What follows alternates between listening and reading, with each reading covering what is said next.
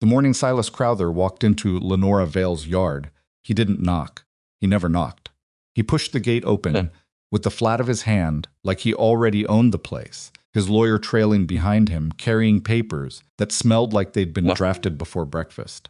Crowther looked at the woman standing in her own dirt large, broad-shouldered, mud on her boots, sweat already darkening the back of her dress, and he smiled the way men smile when they've already won in their heads.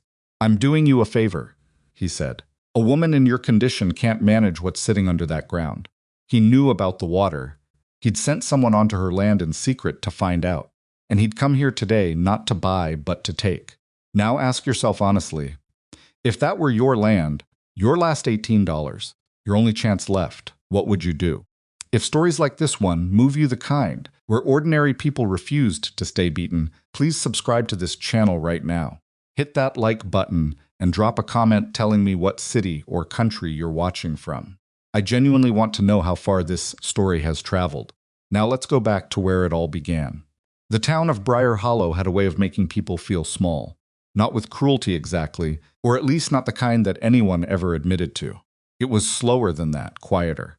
It lived in the pause before someone answered you, in the way eyes slid sideways when you walked into a room, in the particular silence that followed a woman climbing awkwardly into a damaged wagon, while a whole street of people pretended not to watch. Lenora Vale had been feeling small in this town for 2 years. She was 30 years old, though she looked like someone who had packed more living into those 30 years than most people manage in 50. Seft Sasan. She was a large woman, heavy, broad through the hips and shoulders, with hands that had cracked and healed, and cracked again from seasons of work that never quite paid off. She didn't move gracefully. She never had. Her weight shifted when she walked, and she'd learned long ago that people noticed it and formed opinions before she'd said a single word. Her husband, Cole, had died 2 winters back, a fever that came on fast and left faster, taking him in less than a week, and leaving Lenora with 40 acres of ground that the rest of the valley privately referred to as a joke. The Hollow Scar, they called it. Dead clay soil, an ancient dry creek bed that hadn't seen running water in anyone's living memory, and a barn so tilted it looked like it was thinking about lying down. She had a mule named Orson, 17 years old, and deeply committed to doing the minimum amount of work required to stay alive. She had a cast-iron skillet, some rope, 6 laying hens who were increasingly failing at their primary responsibility, and as of this particular September morning, exactly $18 hidden in a tobacco tin beneath the floorboard in her kitchen. That was it. That was everything. Silas Crowther, who ran Briar Hollow's only bank out of a building with a real glass window and a floor that didn't creak, had sent her a letter 2 weeks prior.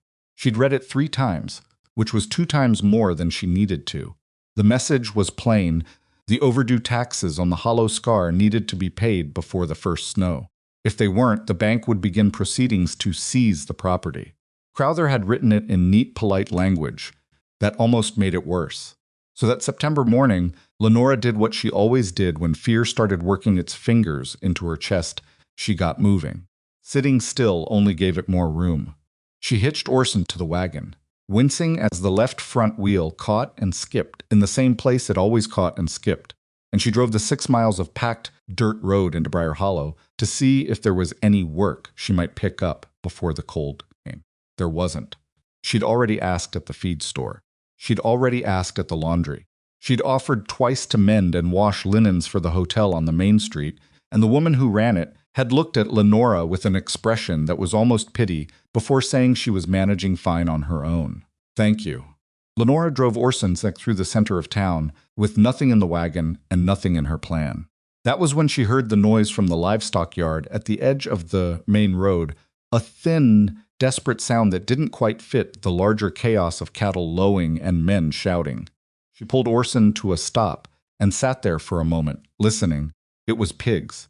Small ones, and the sound they were making was not the usual sound of pigs being difficult. It was smaller than that, weaker. She climbed down from the wagon, not gracefully, never gracefully. The step was broken and the whole thing pitched sideways when she shifted her weight, and she walked the fence of the yard to look.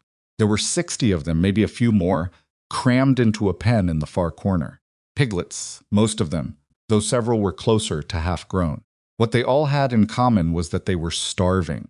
She could see it from 20 feet away. Their hip bones pressed against their skin. Their heads hung. A few were lying down at angles that weren't natural rest. One of the lying ones wasn't moving at all. A man named Doyle, who ran the livestock yard with the cheerful efficiency of someone who had stopped being surprised by anything, was talking to a small cluster of men near the main gate. Lenora drifted close enough to hear. The story came out in pieces. Most of its windows were dark. The piglets had been purchased by a buyer from 2 counties over a man who'd planned to fatten them for resale through the winter. The buyer had gone bankrupt quietly and suddenly, the way people went bankrupt when they'd been hiding it as long as they could. He'd paid the transporter to bring the animals partway, and then his money had stopped, and the transporter had been stuck with 60 starving piglets, no buyer, and a bill for feed he couldn't recover. The transporter was done. He'd told Doyle that morning he couldn't afford to feed them another week. He'd rather put them down than keep bleeding money. "What'll it take to move them?" one of the men asked. Doyle shrugged. $18 takes the lot of them. The men looked at the pigs. The pigs looked back with the hollow, unfocused eyes of animals that had stopped expecting things to improve. Nobody reached for a wallet. Lenora's hand went to the pocket of her dress, where she'd put the tobacco tin that morning. For reasons she couldn't entirely explain, some stubborn instinct about not leaving her last $18 under a floorboard while she drove 6 miles into town. She stood at that fence for what felt like a long time, but was probably 30 seconds. She was not, in that moment, thinking clearly. She would admit this later, to Merrick sitting at his kitchen table, while he shook his head at her with the fond exasperation of someone who had known her too long to be surprised. She was not calculating odds or planning logistics. She was looking at those animals, the way you look at something when you recognize it, not because you've seen it before, but because it's showing you something about yourself you've been trying not to look at directly. "I'll take them," she said. The men turned and looked at her. All of them together, with that particular quality of attention that isn't really interest, it's assessment. She knew that look. She'd been receiving some version of it her entire adult life. "Ma'am?" Doyle said. $18. I'll take them." She pulled out the tin and opened it on the fence rail and counted the bills out flat, so there wouldn't be any question. "Every cent you asked." The silence lasted just long enough to be uncomfortable, and then somebody laughed. Not Doyle, he was too professional for that, but one of the men beside him, and then another, and then it rolled outward through the yard the way these things do. She heard what they said. People who laughed at someone's expense never actually lowered their voices. They wanted to be heard. She heard "widow woman" and $18 gone by Friday, and the one that landed hardest, said by a man in a red plaid shirt who didn't even bother turning away from her, "What's she gonna do? Sit on 'em?" Lenora picked up her tin, folded the receipt Doyle offered her, and put it in her pocket. "You got a loading ramp?" she asked Doyle. "Back of the yard," he said, and to his credit, his voice was completely even. Getting 60 starving piglets into a wagon with one broken step and a mule who regarded the entire situation with deep personal offense took an hour and 40 minutes. Lenora did most of it herself, with a boy from the yard helping at the back. She fell once, stumbled twice, spent a long stretch of time crouched in the wagon, repositioning animals while the men who'd laughed stood at the fence watching. Not helping, watching. She felt every single one of their eyes on her back. She kept moving.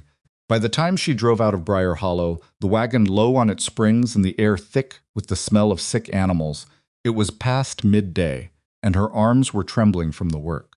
Orson was deeply unhappy about his passengers, and expressed this through the particular form of mule protest that involved walking 3 degrees slower than usual and stopping completely at the creek crossing to make his feelings known. "I know," Lenora told him. "I've spent our last dollar." "Move." He moved. She drove home with her tobacco tin empty and 60 dying pigs, and no idea, not the beginning of an idea, what she was going to do next. She had no feed money. She had no savings to fall back on. She had the hollow scar and a barn that was losing its argument with gravity, and the clock on Crowther's tax notice was still running. What she had done made no rational sense. She knew that. Most of its windows were dark. She knew it the way you know something in your stomach before your head has finished making the argument. And still, sitting on that wagon bench with the reins loose in her swollen hands and the dust of the road rising around her, she felt something she hadn't felt since before Cole died. She felt like she'd made a decision. Not a smart one, maybe. Not a safe one. But a real one, the kind that belongs to you, that you made on your own terms with your own last dollar, and that nobody else in that yard had the nerve to make. Pigs shifted and rustled behind her, their small noises filling the back of the wagon. She didn't know yet what any of it meant. But she didn't throw up either, and for the moment that felt like enough. She got them into the barn that evening, with the help of nothing but stubbornness and a piece of scrap wood she turned into a makeshift ramp. They moved those pigs too slowly, not the panicked scrambling of healthy animals, but the reluctant shuffle of creatures that had stopped trusting movement to lead anywhere good. She counted them into the barn as they went, 1, 2, 5, 11, 23. She got to 60 and then felt her heart drop because there were still animals in the wagon. She counted again. 62. Doyle had rounded down, apparently. She gave them water first. Not too much, she had enough sense about animals for that, and she'd bedded them down on the driest straw she had and stood in the barn doorway for a long while watching them. In the morning, she would figure out feed. In the morning, she would figure out how many were too far gone. In the morning, she would figure out what in the world came after this. But standing there in the last of the evening light with 62 ribby, exhausted pigs settling into her broken barn, Lenora did something she hadn't done in a long time. She laughed. It wasn't a happy laugh exactly. It wasn't a bitter one either. It was the laugh of someone who has just done something completely irreversible and is only now beginning to fully understand that fact. It was the laugh of a woman who'd walked up to the edge of a cliff she hadn't been planning to jump from, looked down, and jumped anyway. She laughed until her side ached, standing in the door of her tilting barn with her empty tin still in her pocket, and the mule watching her from his stall with what she could only interpret as judgment. "Don't look at me like that," she told Orson. He looked at her like that. She was still smiling when she walked back to the house to figure out what she was going to do. The first night nearly ended everything. She'd done what felt reasonable, given them a little water, let them settle, checked twice that the barn latch was holding. What she hadn't accounted for was that when a starving animal finally gets access to food and water, the instinct overrides the body's ability to manage it. She'd left a small amount of feed, the last of what she had for the chickens, and the pigs had gotten to it somehow. And by midnight, she had 3 animals in visible distress, and no idea which of the others had eaten how much. She was in the barn on her knees, in the dark, with a lamp, when she heard boots on the path outside. She reached instinctively for the short-handled hoe she kept inside the barn door, not a weapon exactly, but not a weapon either. The door pushed open and she held the lamp up. It was Merrick Drazik. He was in his 70s, which he wore without ceremony a spare, weathered man with a white beard and the slow, deliberate way of moving that came from a body that had been worked hard for a very long time and now negotiated with itself before committing to anything. He'd been Cole's closest neighbor and the nearest thing to a friend Lenora had out here. They didn't talk much. He brought vegetables sometimes, them on the porch without knocking, and she did the same with eggs, when the hens were cooperating. "Light in your barn," he said, as if that explained everything. Then he looked at the pigs, and at her, and at the 3 animals on their sides, and he said, "How much did you give them?" "Not much. Just what I had from the chickens. From now you give them nothing for 2 days," he said. "Water only. Small amounts every 2 hours if you can manage it. Their stomachs have to learn again that food is coming before they can handle it." He said it the way people say things they've learned from watching something die, which is the most reliable way to learn anything about livestock. She wanted to argue. She thought about arguing. Then she looked at the animals on the floor, and she said, "Okay." Merrick crouched down beside the nearest pig not fast. His knees didn't allow for fast, and he put his hand flat on its side and sat with it quietly for a long moment. "This one will be fine," he said. He moved to the second, this one also. He moved to the third and was quiet longer. "We will see about this one." He stayed until almost 3 in the morning. 2 of the 3 made it through the night. The third one was gone by dawn, and Lenora dragged it out behind the barn herself and didn't let herself stand over it too long. 58 pigs left, And now she had 2 days of no feed before she had to figure out where feed was coming from. She sat on the ground outside the barn in the gray early morning and felt the full weight of what she'd unsettled onto her. Not regret, she was surprised to find it wasn't regret, but the specific grounding weight of consequence, of having made a choice that other people were now depending on, even if the other people were pigs. She had spent her last cent. She had nothing behind her. The only direction left was forward. By the third day, the animals were stable. Not well, not anything close to well, but stable, which is the word you use when death is no longer the most immediate possibility. They were standing. They were drinking. 3 of the youngest were making small, normal pig sounds that were almost, which Marek told her was a good sign. You need to let them out, he said. She looked at him. Out where? The pasture's dry as chalk. There's nothing out there. They will find something, he said. Pigs always find something. That is the one thing I can promise you about pigs. He said it with a calm, a man making a statement about gravity, and she trusted him the way you trust someone who has been right in small ways enough times that you stop needing them to explain their reasoning.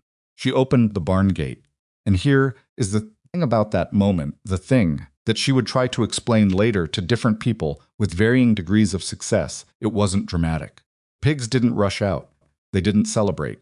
They walked out into the September heat in the cautious, deliberate way of animals that have recently learned that the world is not always kind, and they stood in the yard for a moment, testing the air. Then, with a kind of collective, wordless agreement, they turned. Not toward the pasture, not toward the fence line she'd assumed they'd follow. They turned toward the hollow scar. They turned toward the hollow scar, and Lenora stood at the barn gate watching them go with the specific feeling of someone who has just lost control of a situation they were never entirely in control of to begin with. She followed them, not because she had a plan, not because she knew what they were after.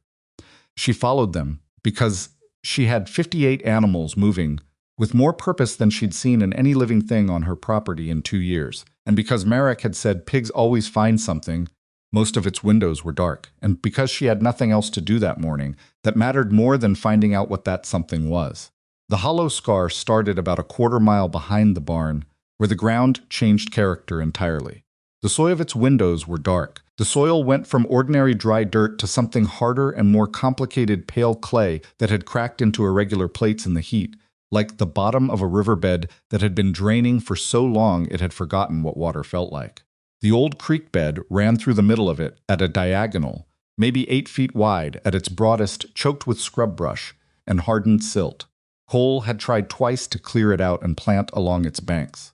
Both times nothing had come of it. The ground was too hard, he'd said. Nothing wants to take root in dead clay. She'd believed him. She'd had no reason not to. The pigs reached the edge of the hollow scar and slowed, the way they'd coming out of the barn, that same cautious, testing pause. Then the big ones moved first, angling toward the creek bed, and the smaller ones followed in that way that animals have of deciding together without visible communication. Lenora watched them drop into the depression of the old creek channel and begin rooting. She'd seen pigs root before. Every farmer in the valley had opinions about it, mostly negative ones, mostly relating to what it did to fencing and garden beds. But what the pigs were doing now was different from anything she'd watched before. They weren't idly nosing through loose soil in search of something edible. They were working. That was the word that kept presenting itself to her, working. Organized, methodical, the large ones breaking the hardened surface, while the smaller ones pushed into the gaps behind them. They moved along the creek bed in a loose formation, always roughly in the same direction, always toward the deepest and most compacted sections of clay. She walked along the bank, watching them for 2 hours in the September heat.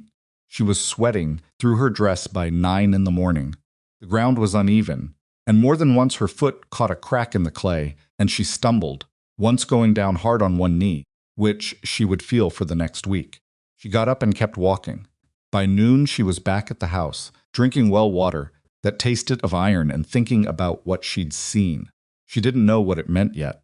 She had a feeling about it, that particular quality of feeling that isn't yet an idea, but is the pressure that comes before an idea, building up against something but she'd learned from experience to be careful about her own feelings.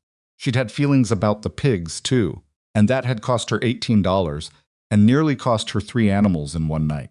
Feelings were not a plan, but she went back out that afternoon anyway. And the afternoon after that, Marek came by on the 4th day and found her sitting at the edge of the creek bed, watching the pigs work a section about 40 yards from where they'd started.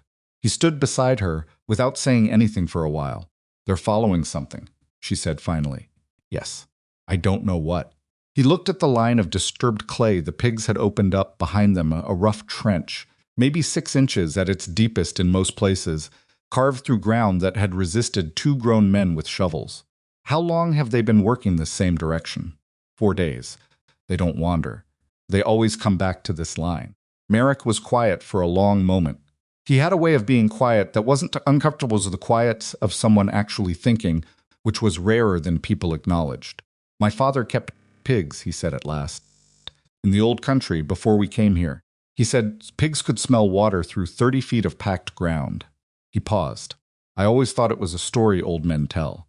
Lenora looked at the creek bed, at the line the pigs were working, at the direction they were heading, which was, she realized now that she thought about it, almost exactly northeast toward the lowest point of the hollow scar, where the ground dipped and the clay was deepest. "Your father?" she said. "Was he usually right?" Marek made a sound that might have been a laugh. "About most things." She nodded slowly. "I need feed money," she said. Not a complaint she'd learned, that complaining to Marek was like complaining to a fence post. He'd hear it and hold steady, but he wouldn't do anything with it. She said it because it was the practical problem that everything else ran up against. "Can't keep watching them dig if I can't afford to keep them alive." "What do you have?" "Orson." "The hens." "A barn that might fall down." "Sell eggs." "I'd have to sell eggs for 3 months to buy a week of feed." Marek pulled at his beard. "Sell mule work." She looked at him. "There are men preparing winter storage right now who need ground broken. Orson is old, but he can still pull. 3 days a week you hire him out, you and him together, you get paid by the day." It wasn't brilliant. It wasn't a solution. But it was something in a direction that wasn't backward, and she took it. For the next 3 weeks, Lenora Vale spent mornings breaking ground on other people's land with Orson, and a rented plow attachment she borrowed from the feed store's back room in exchange for fixing a section of their paddock fence. She spent afternoons watching pigs. The work was hard in a particular way, not just physically, though there was that too, her shoulders and lower back reminding her every evening that she was not designed for this exact punishment, but hard in the way of doing work that benefits someone else's land when your own is dying.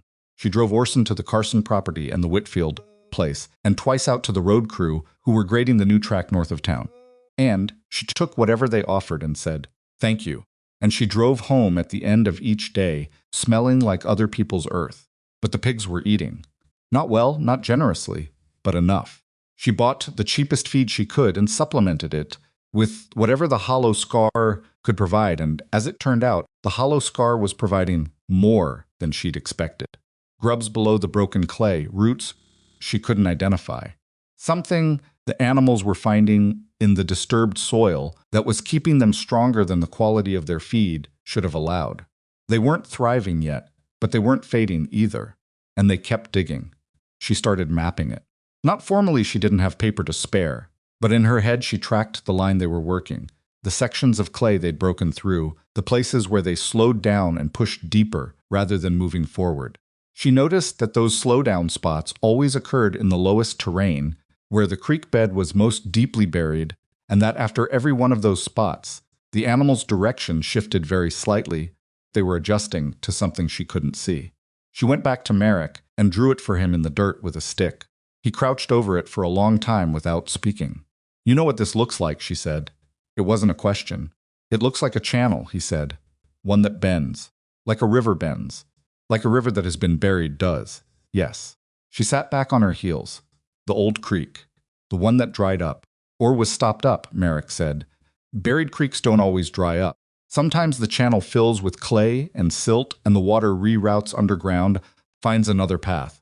The creek you see on the surface goes dry. But below..." He stopped. "Below it might still be moving," Lenora said. He nodded once. She stared at the line she'd drawn. "Nobody's known this. Nobody has looked, Marek said. Why would they look? The land looked dead. She was quiet for a moment, feeling the weight of that sentence arrange itself in her chest. Nobody has looked. As if the value of something was only ever as good as the willingness of the right person to go looking for it. I need to dig, she said. You need more than a shovel. I know. She looked at the line in the dirt. But first I need to know if I'm right. She chose a spot in the lowest section of the old creek bed where the pigs had been pushing hardest and where the ground had begun to change color not much, just a slight darkening that she'd been noticing for days, without letting herself believe it meant anything. She brought a digging bar and a spade, and she went alone on a Sunday morning when Marek had other obligations. Clay broke hard and slow. She'd known it would. She'd been watching the pigs do it for 3 weeks, and understood by now that the top layer of hardened surface was, the worst of it, dense and bonded tight, more like soft rock than soil. She worked the bar down and levered out chunks while the sweat ran into her eyes, and her lower back sent increasingly pointed messages about its displeasure. She dug for 2 hours. She was 3 feet down, breathing hard and starting to consider that she might be wrong about all of it, that the pigs might just be pigs and the darkening soil might just be a shadow, when she pushed the bar down once more and felt the resistance change. It went soft. Not wet, not yet, but different. The way packed sand feels different from packed clay. She worked the bar carefully, angling it, and pressed her weight onto the handle, and then she reached into the hole with her hand. The earth down there was cool. In the middle of September, in a drought that had been running for 8 months, 3 feet below the surface of the driest land in the valley, the earth was cool, the way earth only gets when there is moisture nearby. She sat on the edge of the hole and breathed. She didn't move for a few minutes. She just sat with her hand still in the hole, feeling the temperature of the soil and listening to the pigs moving somewhere behind her in the brush, and trying to think carefully rather than let the feeling that was building in her chest run too fast ahead of the facts. Then she pulled her hand out. Her fingers were dark with wet mud, not damp. Wet. The kind of wet that comes from water moving somewhere nearby, seeping through, pressing against the underside of all that hardened clay. She looked at her hand for a long time. Then she stood up, filled the hole back in so nothing would disturb the spot, marked it with a rock, and walked back to the house. She did not run. She was not a person who ran, but she walked faster than usual. Marek came the next morning, and she took him the spot and showed him her hands, which she'd been watching since the previous day, for any reason, to doubt what she'd found. He dug down himself slowly, his back not much better than hers, and reached the cool layer and came up with mud on his fingers the same way she had. He sat on the edge of the hole and looked at his hand. Well, he said. Yeah, she said. He was quiet for a moment. A long moment, the kind where you can tell someone is rearranging things in their mind, setting down the version of reality they've been carrying and picking up a different one. You said the pigs have been working northeast, he said, the whole length of the scar, that whole diagonal. And how long is that? Maybe 300 yards, maybe more. He looked at the horizon. If this runs the whole length, he stopped himself. Started again.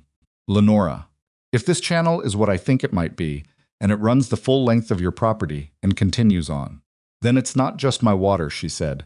He looked at her. It's the valley's water, she said. Or it could be, if someone opened it up. He put his hands on his knees and pushed himself to standing, his joints making the kind of commentary that age earns. He stood there looking at the ground for a while. Then he looked at her. You have 2 problems right now, he said. More than 2, she said. 2 important ones. First problem, Crowther's tax deadline. You need money before the first snow and you still don't have it. He held up a hand before she could respond. Second problem, if what's under your ground is what I believe it is, and anyone outside this conversation finds out before you're ready, before your taxes are paid, and your land is secured, someone will take it from you. The word take landed in her stomach like something cold. She'd been thinking about the water, about what it meant for the land, for the pigs, for the possibility that the hollow scar might actually be worth something. She hadn't yet worked far enough around to thinking about what it would mean to someone like Silas Crowther, who already owned more land in this valley than any one person needed. If he found out that Lenora Vale's worthless 40 acres was sitting on top of what might be the most reliable water source in a drought-stricken county, sat down on the ground right there. Not gracefully, she lowered herself in the ungainly way her body required. And she sat cross-legged in the dirt next to the hole she'd dug, and she thought, "The pigs," she said slowly. "The pigs are the answer to the first problem." Merrick waited. "If we keep them moving along this channel, if we let them keep opening the clay, they're doing it faster than I could with a shovel anyway. Eventually, the water's going to start surfacing. And if the water surfaces, the grass comes back. And if the grass comes back..." She stopped.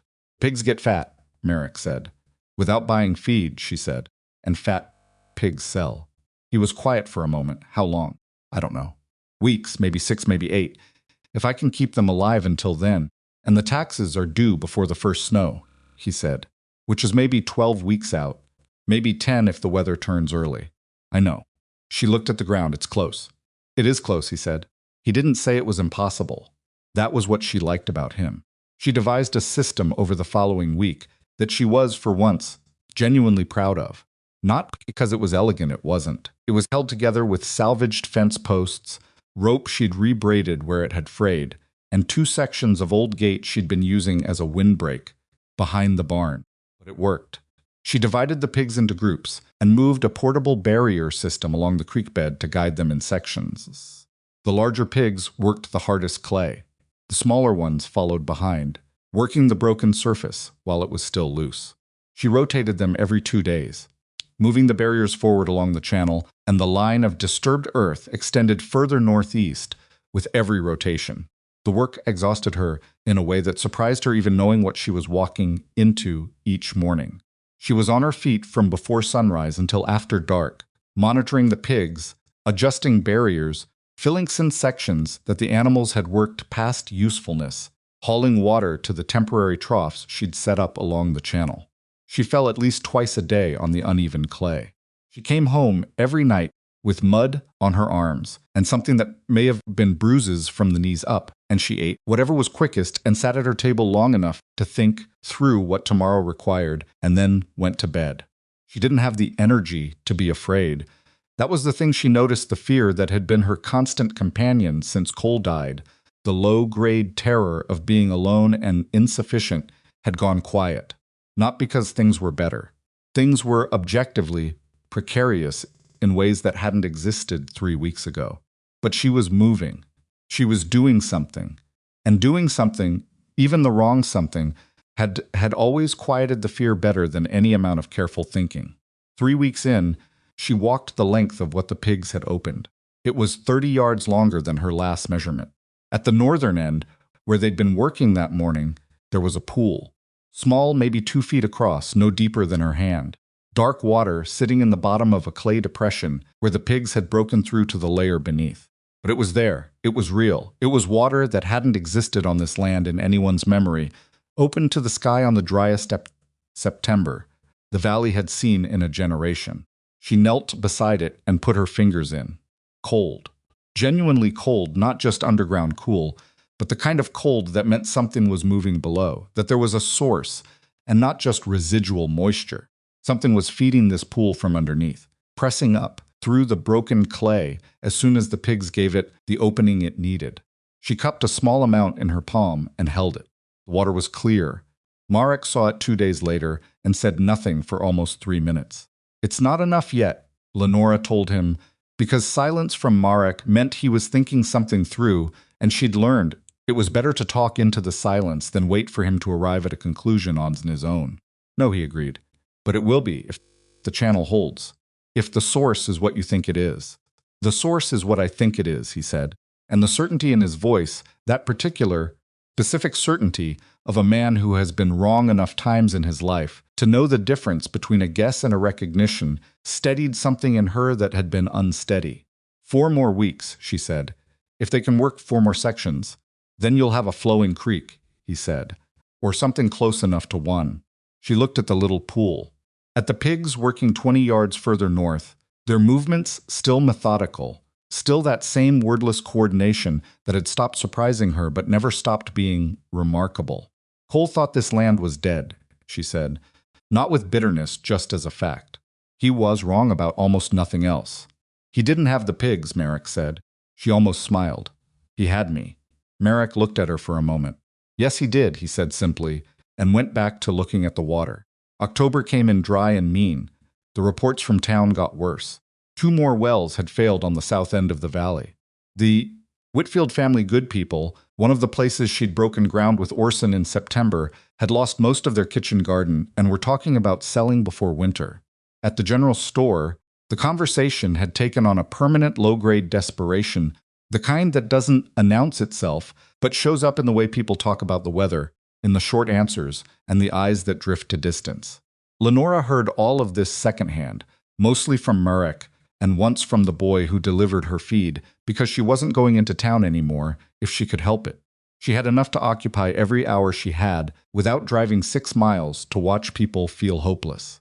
But she felt it. The weight of the drought pressing in from outside while she worked against it from inside, not sure which would give first. The pigs hit a hard stretch in the second week of October, a section of the channel where the clay was deeper and denser than anything they'd encountered before. For 4 days, they barely advanced. Lenora watched them push and root and back off and try again and push some more, and she did what she could with the digging bar to break the surface ahead of them, which helped some and exhausted her completely. On the 5th day, the largest of her boars, she'd never named them. She wasn't a woman who named her livestock, but she'd started privately thinking of this one as the general, because of the way the others followed his lead, hit something different. He drove his snout down into a section about 6 inches off the channel centerline and threw his sideways twice in quick succession, and the clay opened up in a way that was almost violent. A section 2 feet wide, cracking apart and falling in, and up through the gap came water. Not a pool this time. Moving water.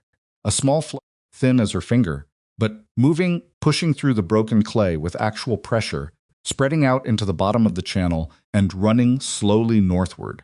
Pigs stepped back from it and stood in a loose semicircle, watching.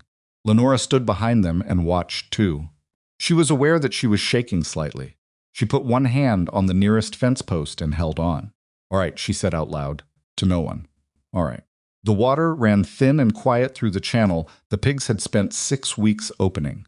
It ran over broken clay and exposed root and the marks of 100 snouts, and it ran north the direction the buried creek had always wanted to go, the direction the ground had been holding it back from, for however many years, and it found the little pool it had started 3 weeks ago, and it deepened it, and it kept moving. Lenora stood there until her legs told her she'd been standing too long. Most of its windows were dark. Then she walked back to the house in the early afternoon light, with her hands still shaking slightly, and her chest doing something she didn't have a clean word for, and she sat at her kitchen table and tried to think about what she was supposed to do now.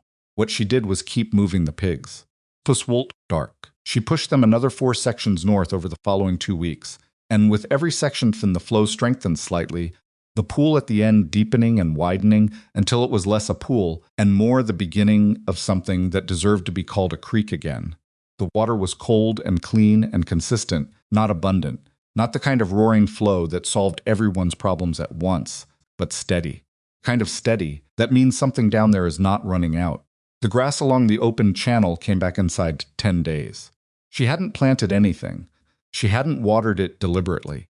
The moisture coming up through the broken clay was enough, and the seeds that had been waiting in the dead ground waiting, with the specific patience of things that have learned to survive, impossible conditions, responded to it immediately. First a faint greening along the channel banks, then something more definite, then actual grass, thin and pale but undeniably alive on ground that had been baked white in the drought.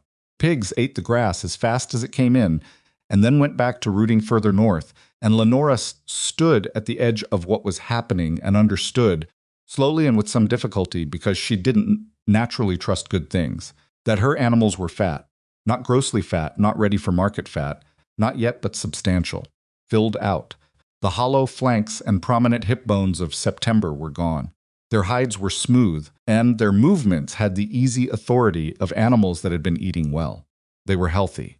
60 of them, healthy and growing, on land that had cost her $18 and was now producing grass and water and pork in an October when the rest of the valley was pulling up dry roots. She sat down in the new grass one afternoon when she was sure no one was watching. Marek wouldn't come for 2 more days, and there was no one else. And she put her face in her hands, and she let herself feel it. All of it. The fear that had been running alongside her for 2 months without ever quite catching her. The bone-deep exhaustion of the work. The grief for Cole that was still there, not acute anymore, but present the way a healed break is still present in cold weather. The specific, sharp relief of having been right about something when being wrong would have cost her everything. She stayed like that for a few minutes. Then she dried her face on her sleeve, stood up and went back to work. The taxes were still due. The first snow could come any week now. And she had fat pigs and flowing water on land that Silas Crowther had already decided was worthless. She had learned in the last 2 months that the most dangerous thing you could do, if you wanted to keep what was yours, was let the wrong person find out what you had before you were ready. She wasn't ready yet, but she was close, and close for the first time in 2 years felt like enough to work with. Close felt like enough until the morning Gideon Pike drove his wagon up her lane and changed what close meant entirely. She heard him before she saw him. The wagon was loud in the particular way of a vehicle maintained by someone who considered maintenance optional, and the mule pulling it had a gait that produced a rhythmic metallic complaint from somewhere near the left rear axle. Lenora was at the creek channel, moving a fence barrier when the sound reached her, and she straightened up and shaded her eyes and watched the wagon come down the lane with the specific wariness of a woman who had not been expecting company. Gideon Pike was a large man, not as large as some, but substantial in the way of someone who spent his days lifting and carrying, with forearms that said more about his profession than any introduction could. He cooked for the railroad crew working the new Northern Line, which meant he fed 30 men 3 times a day out of a camp kitchen the size of a generous closet, and the expression he wore at all times was that of a man calculating quantities. How much flour? How much salt pork? How many men? How many days? How far from the nearest resupply point? He climbed down from the wagon and looked at the pigs with those same calculating eyes. "Heard you had hogs," he said by way of greeting. "Word travels," Lenora said. She didn't move toward him. She'd put a fence post between herself and the lane when she stood up, not intentionally, but she left it there. "Heard they were in good shape," he said. "Heard the land out here was doing better than most." He paused. "Heard a few other things too." "What other things?" He looked at her steadily. That there might be water on this property that isn't drying up. The back of her neck went cold, and it had nothing to do with the October air. She kept her face where it was. "I've got a well," she said. "Same as everyone." "Your grass is green," he said, nodding at the channel bank visible beyond the fence. "Nobody else's grass is green. Your hogs look like it's July instead of October." He paused again. He wasn't being aggressive about it. His tone was matter-of-fact, the tone of a man who dealt in practical realities and didn't see the point in dressing them up. "I'm not asking to survey your land, Mrs. Vale. I'm asking to buy a hog." She studied him. He met her eyes without flinching or looking away, which she'd learned was rarer than it should be. "1 animal," she said. "1 animal," he confirmed. "Whatever you think is fair." She thought about what was fair. She thought about what the animal had cost her in feed and time, and the work of 6 weeks and the $18 at the beginning of all of it. She thought about what a healthy, well-fed hog was worth in a drought season when nobody else had them. She named a price that was higher than she'd ever charged for anything in her life. Gideon Pike didn't blink. He reached into his coat and counted out the money and put it on the fence post between them. Lenora looked at the money. It was more than she'd spent on those animals in the first place. For one. "I'll need help loading," she said. "I've got rope," he said. He came back 3 weeks later with the same loud wagon and the same calculating eyes, and he bought 2 more. He also brought a man named Tully, who worked the rail camp supply line, and Tully watched the transaction with the attentive silence of someone filing away information for future use, which Lenora noticed and filed away herself. After they loaded the animals, and Gideon had paid her and was climbing back to the wagon bench, he paused with one boot on the step and looked back at her. "You ought to know," he said. "People are talking about this place." What kind of talking? He considered that. Curious talking, mostly. Some of it's impressed. Some of he stopped. Chose his words the way a careful man does. Some of it's coming from the direction of town. The bank direction. She kept her expression level. What are they saying from that direction? Nothing specific, he said. More like questions. About your property. About what's changed out here.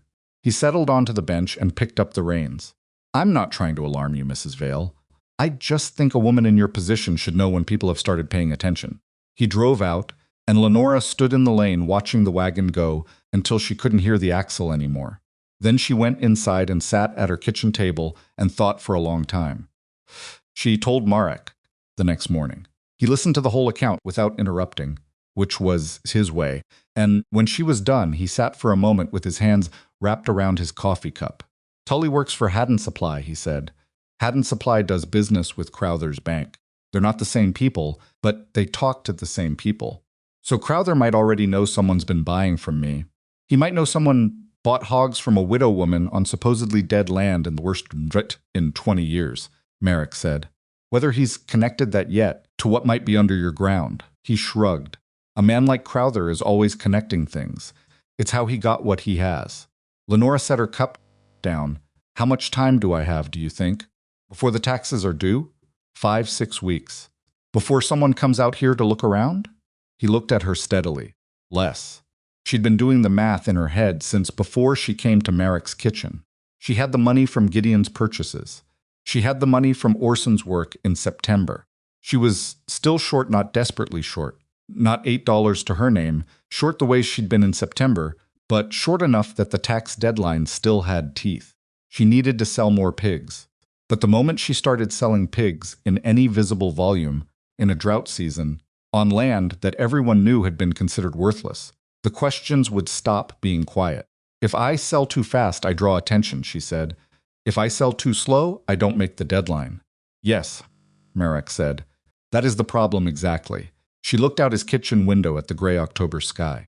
I need to sell privately. Not through the stockyard. Not through anyone who talks to Haddon Supply. Gideon Pike. He's already bought 3. If I go back to him, he's discreet, Marek said. And his camp is 12 miles from town. He doesn't gossip with Crowther's people. He paused. I also know a man in Teller's Creek who buys winter stock. He comes to the valley twice a year. He's due in about 3 weeks. That might be too late. It might be right on time, Marek said. Depending on the animals, Lenora thought about her pigs. About the general and his 57 companions, who had spent 6 weeks doing something that nobody would have believed if she'd described it, who were now fat and healthy on green grass in a deadland October, who had earned their keep about 15 times over already, and were still out there on the hollow scars doing what pigs do, because that was what they were. Get me the man's name, she said. I'll write him a letter. The letter went out with the mail rider on a Tuesday. By Thursday, she had her first uninvited visitor. She didn't recognize him. That was the first thing. He was not anyone she'd seen in Briar Hollow, not a regular face at the general store, the feed yard, or anywhere she'd been in the last 2 months. He was a youngish man, neat in a way that suggested someone else was doing his laundry, with the careful, observational quality of someone paid to look at things and remember what he saw. Came to the front of her property and stopped at the gate and called out a good morning. Lenora was at the barn. She could see him clearly from where she stood, but she took her time walking to the gate because she'd learned that how long you made a person wait told you something about whether they were used to waiting. He wasn't. He'd shifted his weight twice by the time she got there. Mrs. Vale, he said, my name is Terrence Holt. I work for a land assessment firm out of Delridge. He had a card. He held it out over the gate. She looked at it, but didn't take it. I didn't request a land assessment, she said. No, ma'am. We were engaged by another party to survey properties in this valley with potential for water access. It's a regional drought assessment, trying to map available resources. He smiled, the practiced smile of someone who had explained this several times already. It would take no more than an hour of your time, and we'd compensate you for the inconvenience. Who engaged you, she said. The smile held, but something behind it shifted.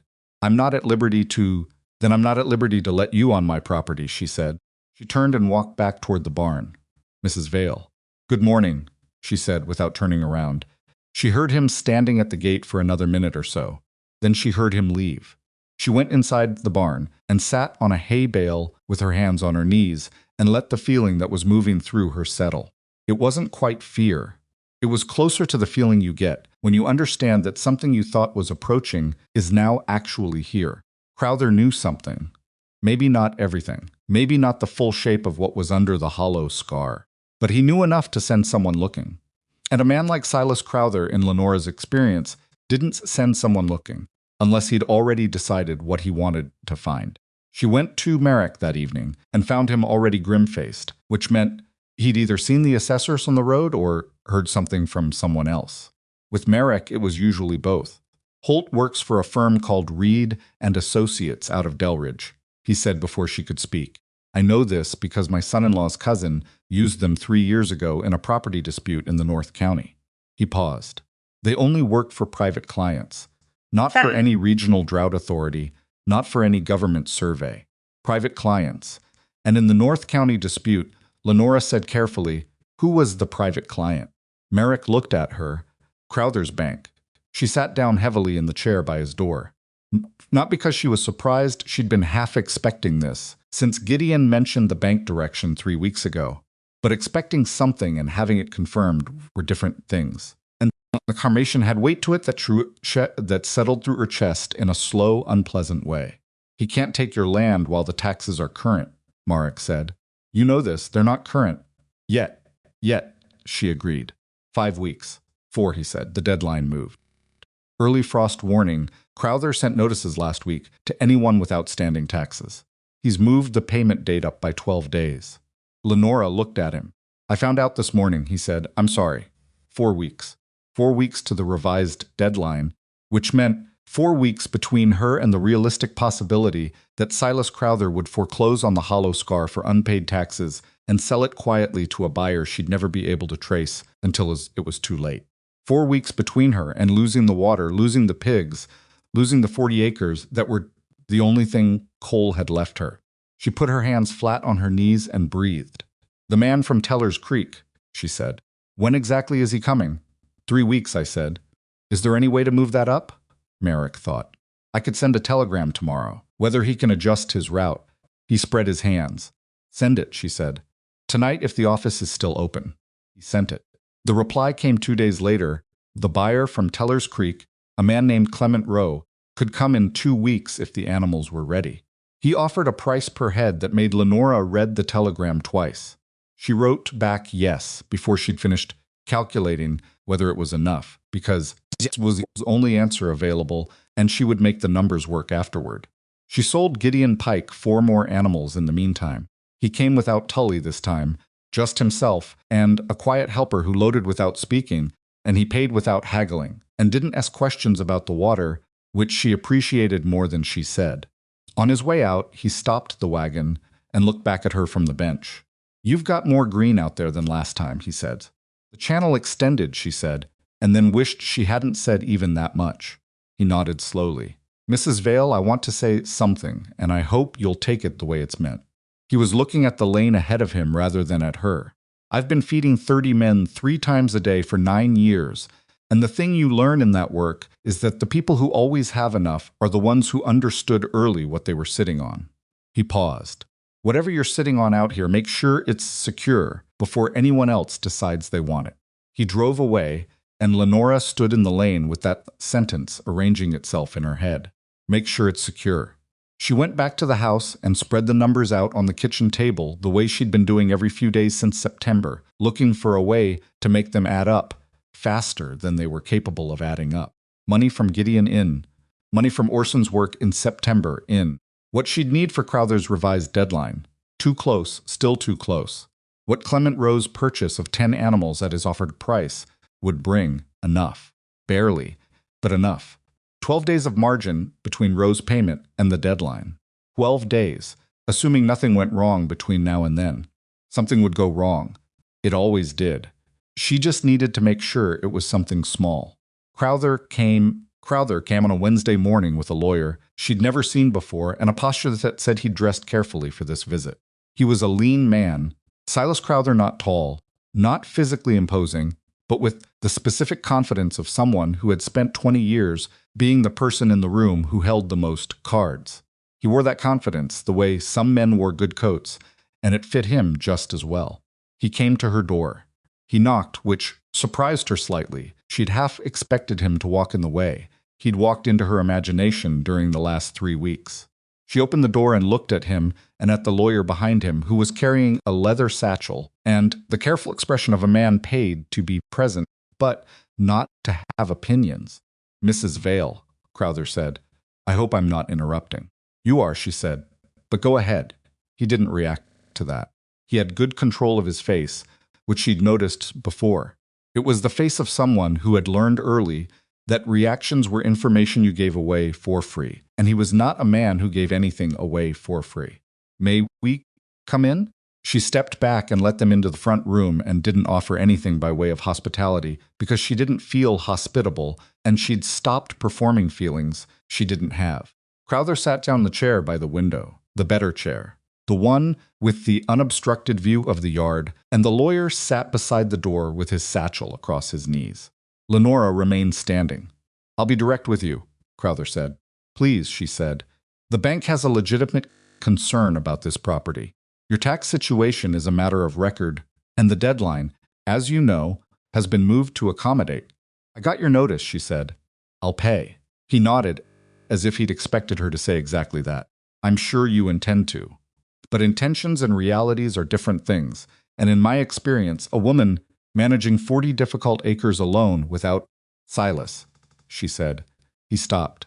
She'd used his first name deliberately, and they both knew it. It was a small thing, but it moved something in the air of the room. "Say what you came to say," she told him. He looked at her for a moment with an expression she couldn't entirely read. Then he leaned forward slightly in the chair. "I'd like to purchase this property," he said. "At a fair price, more than fair, given its assessed value. I'm prepared to settle your outstanding taxes, clear any other debts on the land, and give you a sum beyond that would allow you to relocate comfortably." He named a number. It was not what the hollow scar was worth, if the water underneath it was what she and Merrick believed it to be. It was approximately what the hollow scar was worth if you hadn't dug 3 feet down and felt the cold mud with your own hands. He thought she didn't know. He thought she was still the woman from the stockyard who'd spent her last $18 on dying. Pigs, while the crowd laughed.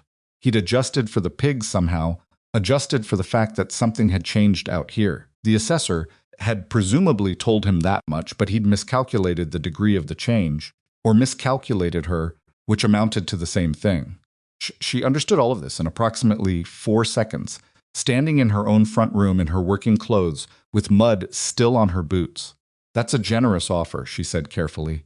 "It is," he agreed, "and I'll be honest with you about my reasons for it. This property sits in a position of some strategic importance relative to the valley water table. There may be underground resources here that a more capitalized operation could make use of mine." "How do you know about the water table?" she said. A small pause. "General assessment data. You sent a man to my gate 2 weeks ago," she said. "He said he was doing a regional survey. He wasn't. He was working for Reed and Associates, which works for your bank. He wanted to come onto this property, and you sent him here to find out what I've got before you made an offer." She kept her voice even. She was remarkably calm. She noticed calmer than she'd expected to be in this moment. "How long has he been on my land, Silas? Because somebody gave you a number specific enough to make me an offer, and Terrence Holt only made it to my gate." The room went quiet. The lawyer shifted his satchel. Crowther's expression did something complicated and then went still. "Mrs. Vale, there are 2 options here," she said.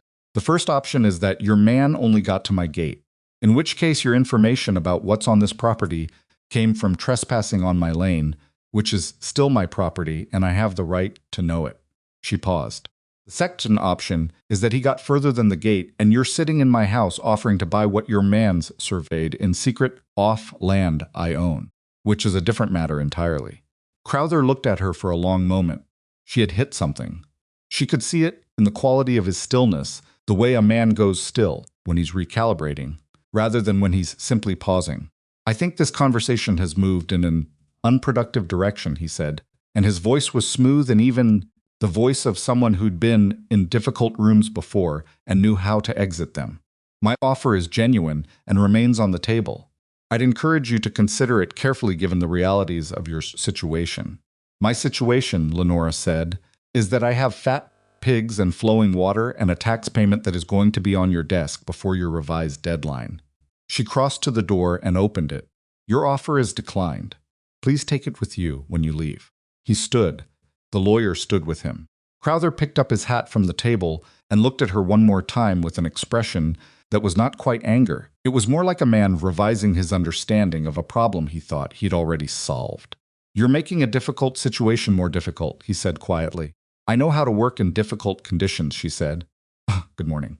They left. She closed the door behind them and stood in the middle of her front room and felt her hands shaking, not from fear exactly, but from the specific physical aftermath of holding something tightly controlled for longer than was natural, the way your hand aches after you've been gripping something.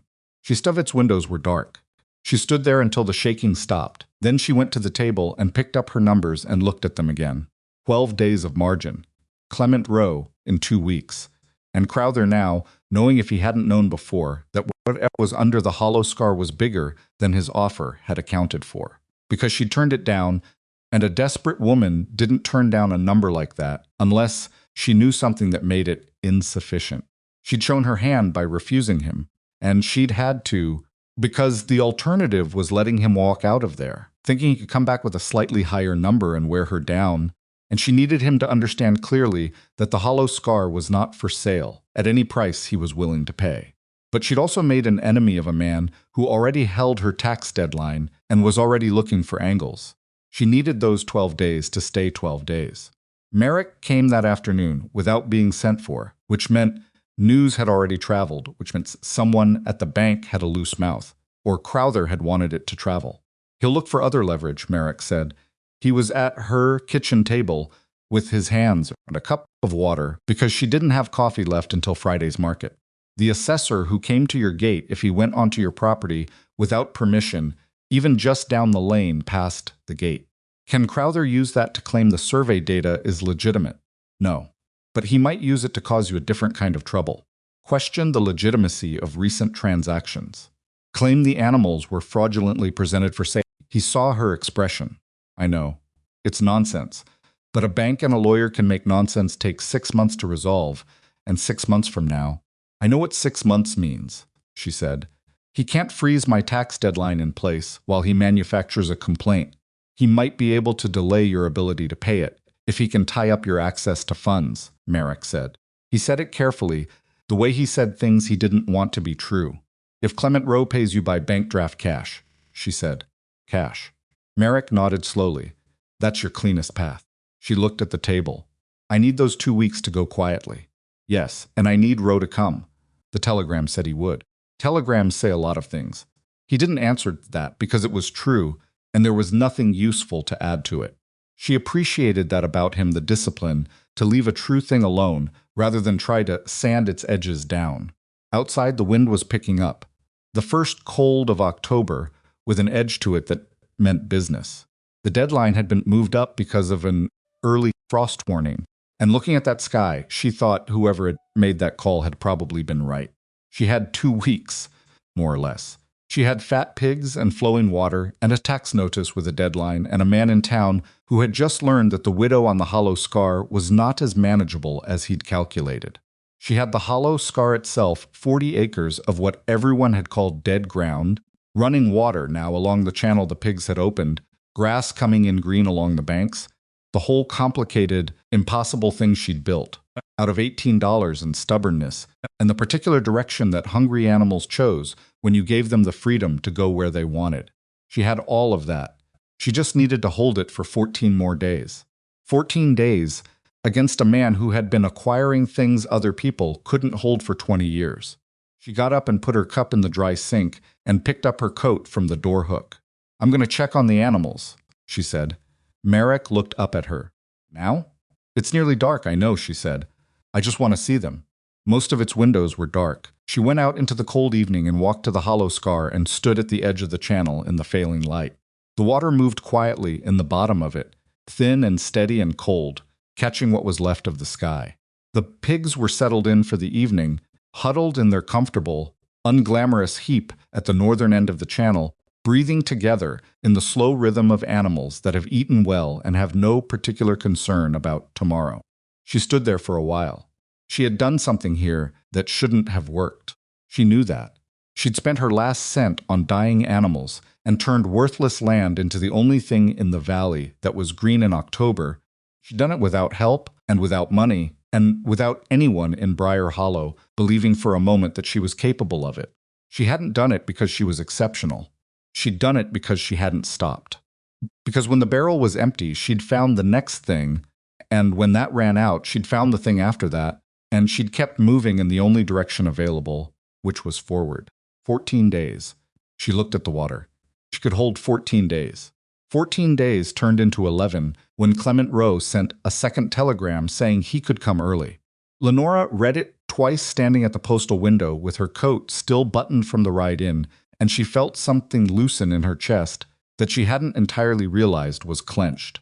Early was good. Early meant margin.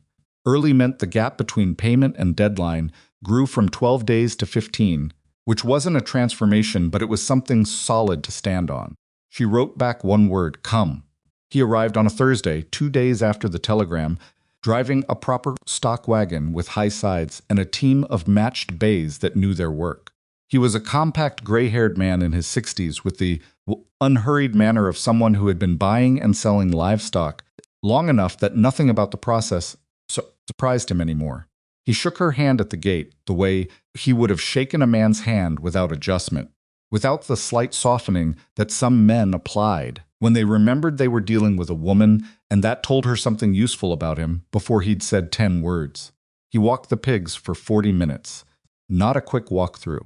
40 minutes of methodical assessment, crouching down beside individual animals, checking legs and eyes and the condition of hides, watching how they moved and how they responded to his presence. He didn't talk during it. Lenora followed at a distance and let him work. When he came back to the gate, he looked at her with an expression she couldn't immediately categorize. These animals have been on green pasture, he said. Yes, in October. Yes. He looked back at the channel, at the grass along its banks, at the dark line of disturbed earth that ran northeast across the hollow scar. He didn't ask her to explain it. He was a man who dealt in what he could see, and what he could see was healthy animals on green ground in a drought October, and the explanation was secondary to the fact. I'll take 12, he said. She'd offered 10 in the letter. 12 is fine, she said. He named the price per head, which was the price from the telegram, which was already generous. For 12 animals, it was more money than Lenora had held in her hand at any single moment since before Cole died. Cash, she said. He reached into his coat without hesitation and counted it out on the fence rail. She watched his hands and counted with him, and when it was done, she folded the bills carefully and put them in the inside pocket of her coat against her ribs, where she would feel them the entire ride to town. Loading took an hour. Rose's helper was efficient, and the animals were cooperative in the way of well-fed animals that don't have strong objections to being moved. When the wagon was loaded and the gate secured, Rowe climbed to the bench and gathered his reins and paused. You've done something unusual here, he said. Not a compliment, exactly more like a professional acknowledgement, the kind that costs nothing and means more than flattery. The pigs did most of it, Lenora said. He almost smiled. Good pigs usually do. He clucked to the bays and the wagon moved.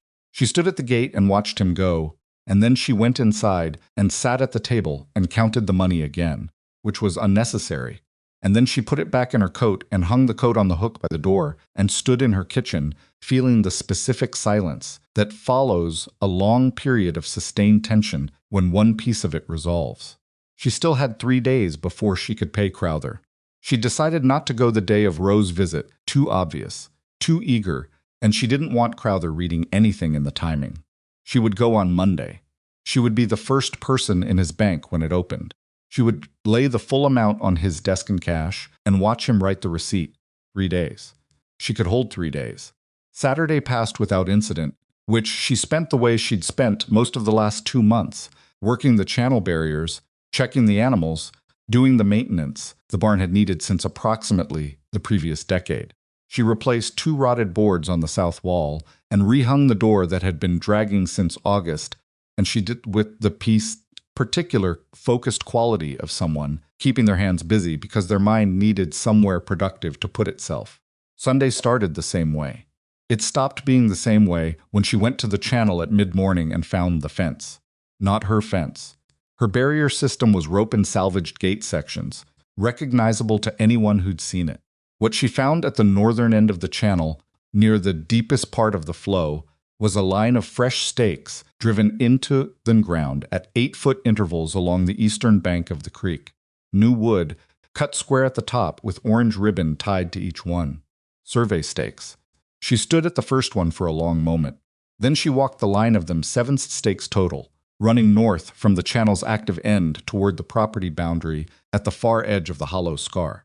She crouched at the nearest stake and looked at the ground around it. The earth had been disturbed not much, but enough. Someone had been here recently. The boot prints in the softer soil near the channel were not hers and not Merrick's. Someone had come onto her property at night or in the early morning and driven survey stakes along her water source. Pulled one out. The wood was clean and dry, hadn't been rained on. Set last night, or this morning before first light. She stood there holding the stake and felt something move through her that was not quite anger and not quite fear, but contained elements of both the specific feeling of someone who has been careful and methodical and done everything right and has. Still had the thing they were protecting violated in the most direct way possible. She pulled every stake and carried them to the barn. Then she saddled Orson, which was a production on a good day and more of a production now, because her hands were not entirely steady, and she rode to Merrick's. He looked at the stakes for a long time. Last night, he said. Has to be, she said. I was at the channel yesterday afternoon. Radin Associates, he said. Or someone like them.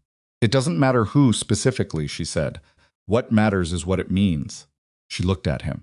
He's going to claim the survey was done legitimately. He's going to claim he had some right to... He had no right, Merrick said. I know that. But he's going to manufacture one. File something with the county assessor. Claim the land is in dispute. Claim there's an easement question. Something. She'd been thinking on the ride over, and the thinking had arrived at the same destination every time. He wants to tie this up long enough that I miss Monday's deadline. Or he wants something on paper that gives him a claim to the water independent of the land ownership question. Merrick was quiet for a moment. You need a lawyer. I can't afford a lawyer. There's a man in town. I cannot afford a lawyer. She said again, clearly, so they didn't spend time on that road. What I can do is pay the taxes Monday morning before this gets any more complicated. Can you get to the county assessor's office before Monday? Merrick said. She looked at him. What would I tell them? That someone trespassed on your property and drove sarsafrice into your land without permission and without legal authority. He paused. The county assessor keeps records of authorized surveys. If there's no authorized survey on file for the hollow scar, then those stakes are evidence of trespass, and a formal complaint filed today creates a record that exists before whatever Crowther files Monday. She thought about that. It was Saturday. The county assessor's office in Delridge was 20 miles away. It would take her most of the day to get there, file a complaint, and get back. And if the office was closed for the weekend. Is there a deputy assessor here in Briar Hollow? She said. Merrick thought. Harold Finch handles local filings. He runs it out of the back of his dry goods store on the weekends. Does he open Saturdays? Until noon. She looked at the stakes, then at Merrick. Can I leave those here? Yes. I need to write something out and get to Finch before noon. She was already moving toward Orson. Merrick, is there anything about having those stakes driven on my property? Anything specific about what it legally means for Crowther's position?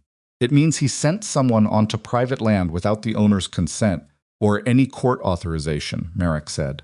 In this county, that is not a complicated question. Harold Finch will know that. She was on Orson before he finished the sentence. Harold Finch was a small man with reading glasses he wore pushed up on his fid until he needed them, at which point he brought them down with the practiced gesture of someone who'd been doing it for 30 years. He had the careful, precise manner of a person who worked with paperwork and took it seriously, which Lenora found deeply reassuring given the morning she was having. She put the complaint in front of him and talked him through it. He listened without interrupting, made notes in the margin of his own form, asked 2 clarifying questions about the location of the stakes to her property boundary she had measured roughly with her eye, but was confident about the eastern line. And then he looked at her over his glasses with an expression that was neutral in the professional way and concerned in the human way. "You understand what you're alleging," he said. "I'm not alleging anything," she said. "I'm reporting that someone was on my land without permission and put things in the ground that are designed to create the appearance of a legal survey where no authorized survey exists." He looked at the form. "Do you have the stakes?" "At my neighbor's property. I'll need to note that in the record." "Note it," she said. He wrote for a few minutes. Then he stamped the form and tore off a copy and slid it across the counter to her. "This creates a record as of this morning," he said. "If anyone files a survey claim against your property dated after today, it will be secondary to this complaint in the county record." "Thank you," she said. "Mrs. Vale." He took his glasses off entirely, which she'd noticed was something he only did when he was saying something he wanted to make sure she heard. "There is a specific individual behind this, someone with resources and a standing relationship with the county land office. You should know that what I can do here is limited. This is a record." "It is not protection, I know," she said, "but it's a record that exists before Monday." He nodded slowly. "Yes," he said, "it is that." She rode home in the early afternoon with the copy of the complaint folded inside her coat next to Rose's payment and told herself the feeling in her chest was preparedness rather than dread, and mostly believed it. Sunday night she didn't sleep well. That was the honest account of it. She lay in the dark and listened to the wind against the house and thought through every scenario she could contrast for Monday morning, which was not a useful activity, but was also not one she could stop herself from doing. What if Crowther had already filed something Friday afternoon that she didn't know about? What if there was a legal instrument she wasn't aware of that could hold up a tax payment? What if he'd gotten to Finch's record somehow? No, that was too far, even for Crowther, and Finch was not that kind of man. She got up at 4 and made coffee with the last of the grounds and sat at the table going through the numbers one more time, which she had memorized so precisely that the written version was redundant. She had the amount. She had it in cash. She had a complaint on file with the county deputy assessor. She had a legal right to pay her taxes and a legal right to her land that no survey stake driven in the dark by a man on someone else's payroll could eliminate. She got back in bed at 5 and slept for 2 hours, and woke up feeling not rested but functional, which would have to do. She dressed in her better clothes. Not her best, she didn't honest exactly, but her better ones. The dark wool skirt that didn't have any visible repairs, the blouse that buttoned cleanly all the way up. She spent an extra few minutes on her hair, which she rarely bothered with.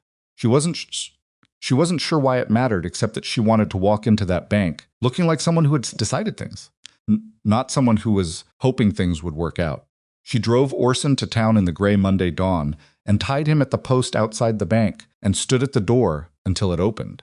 Crowther's teller was a young man named Duval, who had the anxious competence of someone who had understood, and then his position required him to be helpful to people his employer considered adversaries.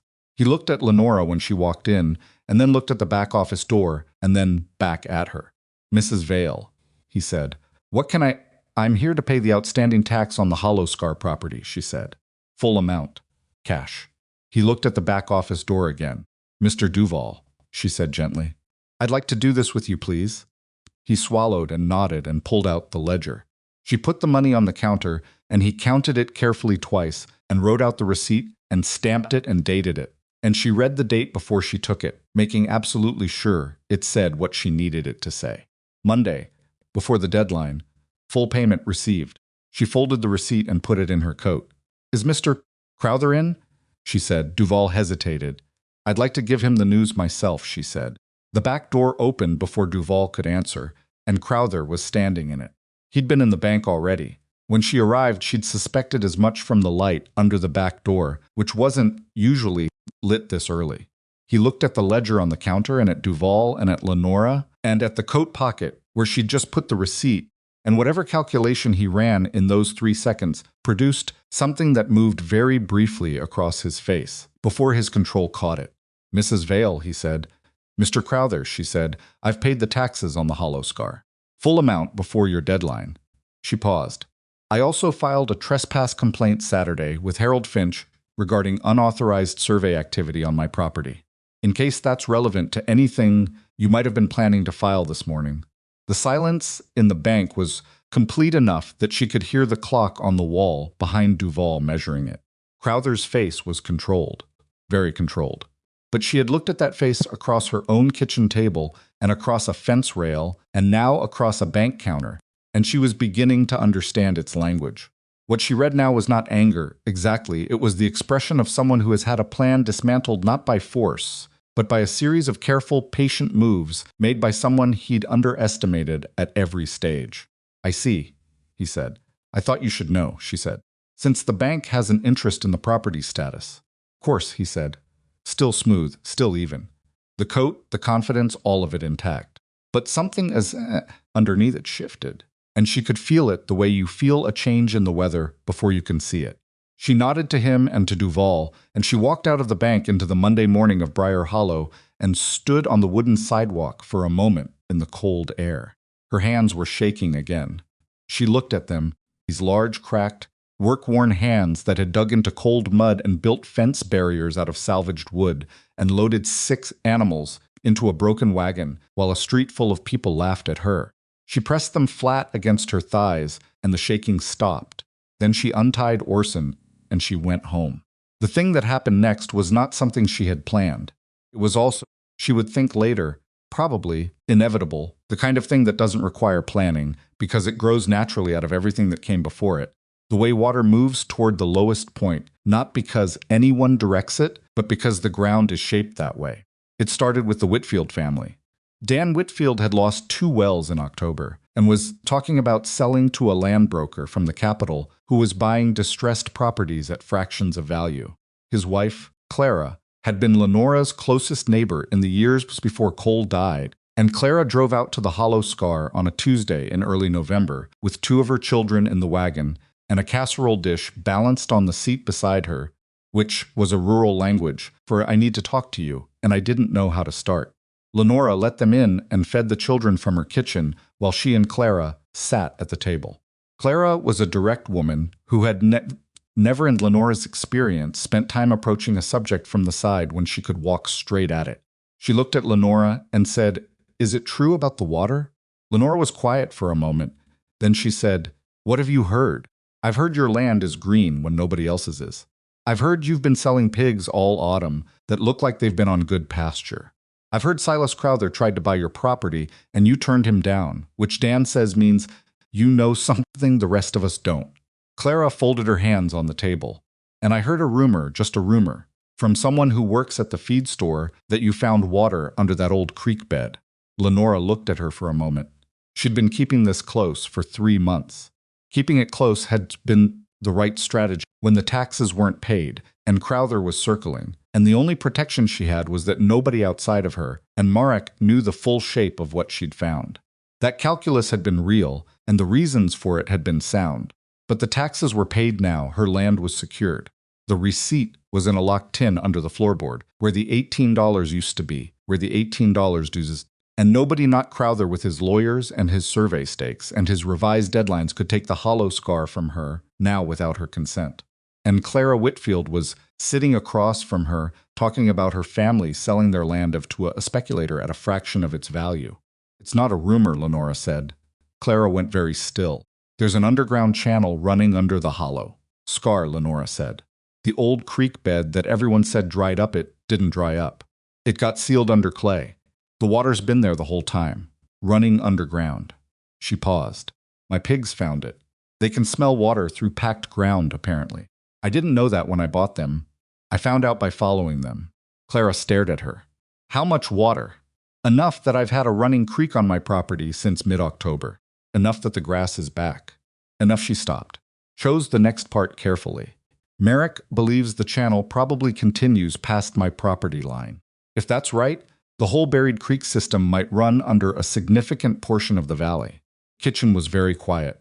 One of Clara's children said something to the other from across the room and was shushed. "If it runs under the valley," Clara said slowly, "then there may be water accessible to a lot of properties that nobody's been able to reach because of the clay seal," Lenora said.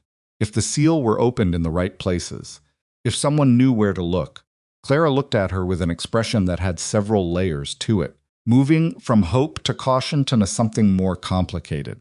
How would someone know where to look?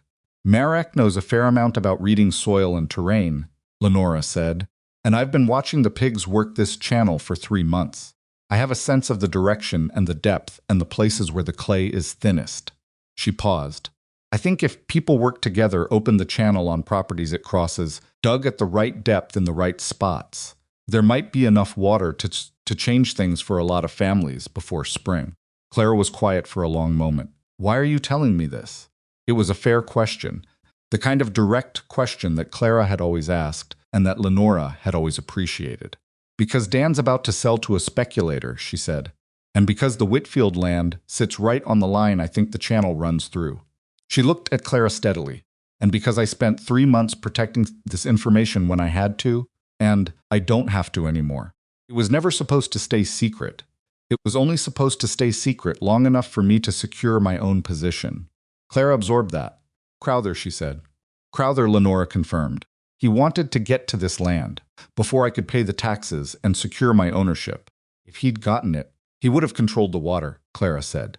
The only reliable water in a drought valley, Lenora said. Yes. Clara sat with that for a long moment. Then she said, what do you need from us? I need people willing to dig, Lenora said.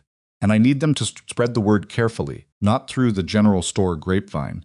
Not anywhere that gets back to Crowther before there are enough people involved that it can't be stopped. She paused. If this is just me and Marek and the Whitfields, a man with a bank and a lawyer can still find a way to complicate it. If it's 20 families, he can't fight 20 families, Clara said. He could try, Lenora said, but it would cost him more than he'd gain. Clara went home and talked to Dan, and Dan Whitfield came to the Hollow Scar the following morning and walked the channel with Lenora and stood at the edge of the flowing water for a long time without saying much, which was Dan's way of being convinced of something. Marek thinks this runs northeast, Lenora said, which puts it crossing your south pasture about 200 yards from your fence line. Dan crouched and put his hand in the water. He was a quiet, methodical man who had been farming since he was 12 and had the patience and the stubbornness that implied. If we dig at the right depth in the right spot, he said. Yes. How do we know the right spot? You bring me a shovel and I'll show you, she said. He looked at her. Then he almost smiled, which for Dan was approximately equivalent to laughing out loud for another person. I'll bring 2, he said. He came back the next morning with 2 shovels, his oldest son and 3 other men from the south end of the valley, the Farragus brothers, and a man named Acker who'd lost a well in September and was quietly desperate about it. Marek came and walked the terrain and pointed to a spot about 40 yards inside the Whitfield South pasture, where the ground dipped in a way that suggested the channel's path, and they dug. It took 4 hours. At 6 feet, the clay changed character the same way it had on the Hollow Scar. At 7 feet, it went cold. At 7.5 feet, they hit water. It came up faster than it had on Lenora's land, which Marek said probably meant the channel was running with more pressure here, less restricted. It filled the bottom of the hole in minutes, and then began to spread, and the men stood around it in a circle with dirty hands and exhausted faces, and said nothing for a while, because there was nothing to say that was adequate. The Ferris brother nearest Lenora, the older one, whose name she'd never actually learned properly and had been too late to ask, looked at her sideways. She recognized him. He was one of the men who had stood at the fence at Doyle's stockyard in September and laughed. He didn't say anything. She didn't say anything. He looked back at the water, and she did too, and whatever accounting existed between them was settled in that silence more effectively than it could have been in words. Word spread, the way word does in small communities, faster than you plan for, with more detail than you intended. Within a week, Lenora had been visited by 2 more families from the valley's middle section, and one from the far north end, all of them coming to see the Hollow Scar and to ask what she knew and whether there was any hope for their ground. She told each of them what she knew. She held nothing back. Marek came with her to each conversation and added what he understood about the geology and the history of the old creek system, and together they assembled a rough picture of where the channel likely ran and which properties and at what approximate depth the sealed clay might be broken. It was imprecise. She said so every time. She was not a geologist, and Marek was not an engineer, and the pigs were not a survey instrument. They were working with observation and inference, and a fair amount of educated guessing. And some of the guessing would be wrong, and some of the digs would come up dry, and people needed to understand that before they started. Nobody walked away. That was the thing that surprised her, if she was being honest about it. After 3 months of working against skepticism, the skepticism of the stockyard, the skepticism of the bank, the skepticism of the entire valley's collective assessment of the hollow scar, she'd half expected to have to argue for this, to have to convince people. She didn't. Not one family that came to see the flowing water in the hollow scar left without committing to try on their own land. Something's about seeing the water, actual cold running water, in an October drought made the argument unnecessary. The water made the argument itself. By the second week of November, there were 7 properties with active digging operations along the suspected channel line. 3 of them found water. The other 4 were still working. Crowther's response arrived on a Thursday in the form of a legal notice from his firm's lawyer, delivered by a writer who was visibly uncomfortable with the assignment. The notice claimed that Lenora had made representations to neighboring landowners about underground water resources based on an unauthorized survey, the Raid and Associates survey stakes, and that this constituted a misrepresentation of surveyed data she had no legal right to possess. She read it twice. Then she went to Marek, who read it once and put it down. "He's claiming you based your information on his survey," Marek said. "His illegal survey," she said, "that I pulled out of the ground and filed a trespass complaint about. Yes, which is documented with Harold Finch since the Saturday before I paid the taxes." "Also yes," Marek said. He looked at the notice. "It's not serious. Any judge would look at the timeline and see it immediately. Most of its windows were dark, but it's designed to cost you time and worry, and possibly to make the families who've started digging nervous about their legal position. Can it affect them? The other families?" "No," he said. "What they do on their own land is their own business. He has no claim on the water under the Whitfield property or the Ferris brothers' property. He would have had to acquire those properties, and he didn't." He paused. "He was trying to acquire yours specifically because the water source originates there. Your property was the key. He missed the window." She sat with that. He'd missed its window by 12 days, the distance between Roe's payment and the original tax deadline, compressed to nothing by Roe coming early. 12 days, and then less, and then Crowther's revised deadline forcing her hand, and then Harold Finch, open on Saturday morning, and then Duval with his ledger at 8 o'clock Monday. So many things that could have gone the other way. "What do I do with the notice?" she said. "Write back," Marek said, in plain language. "Say that your information about underground water resources on the hollow Solskar came from 3 months of personal observation and from the digging behavior of your own livestock, and that any survey stakes found on your property were trespassing evidence as documented in the county record, and that you have nothing further to add." "That's it?" "That's it," he said. He knows it won't hold. He's hoping you don't know that. Write the letter and send it, and then stop paying attention to Silas Crowther. She wrote the letter that evening, sitting at the same kitchen table where she'd spread her numbers out for months and stared at them and rearranged them and gone to bed, not sure how they were going to add up. The letter was 2 paragraphs. She was precise and she was factual and she was brief, and she signed it Lenora M. Vale and folded it and addressed it to the lawyer and set it out for the morning rider. Then she went to bed and slept without interruption for the first time in 3 weeks. The dig that opened the channel on the Ferris property happened on a Friday and brought up water at 8 feet, which was the deepest of any they'd found so far.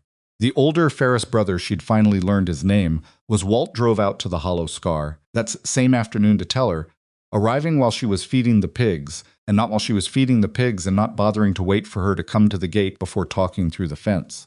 8 feet, he said. Cold as the other ones, running. "Good," she said. He stood there for a moment, both hands on the fence rail, looking at the pigs.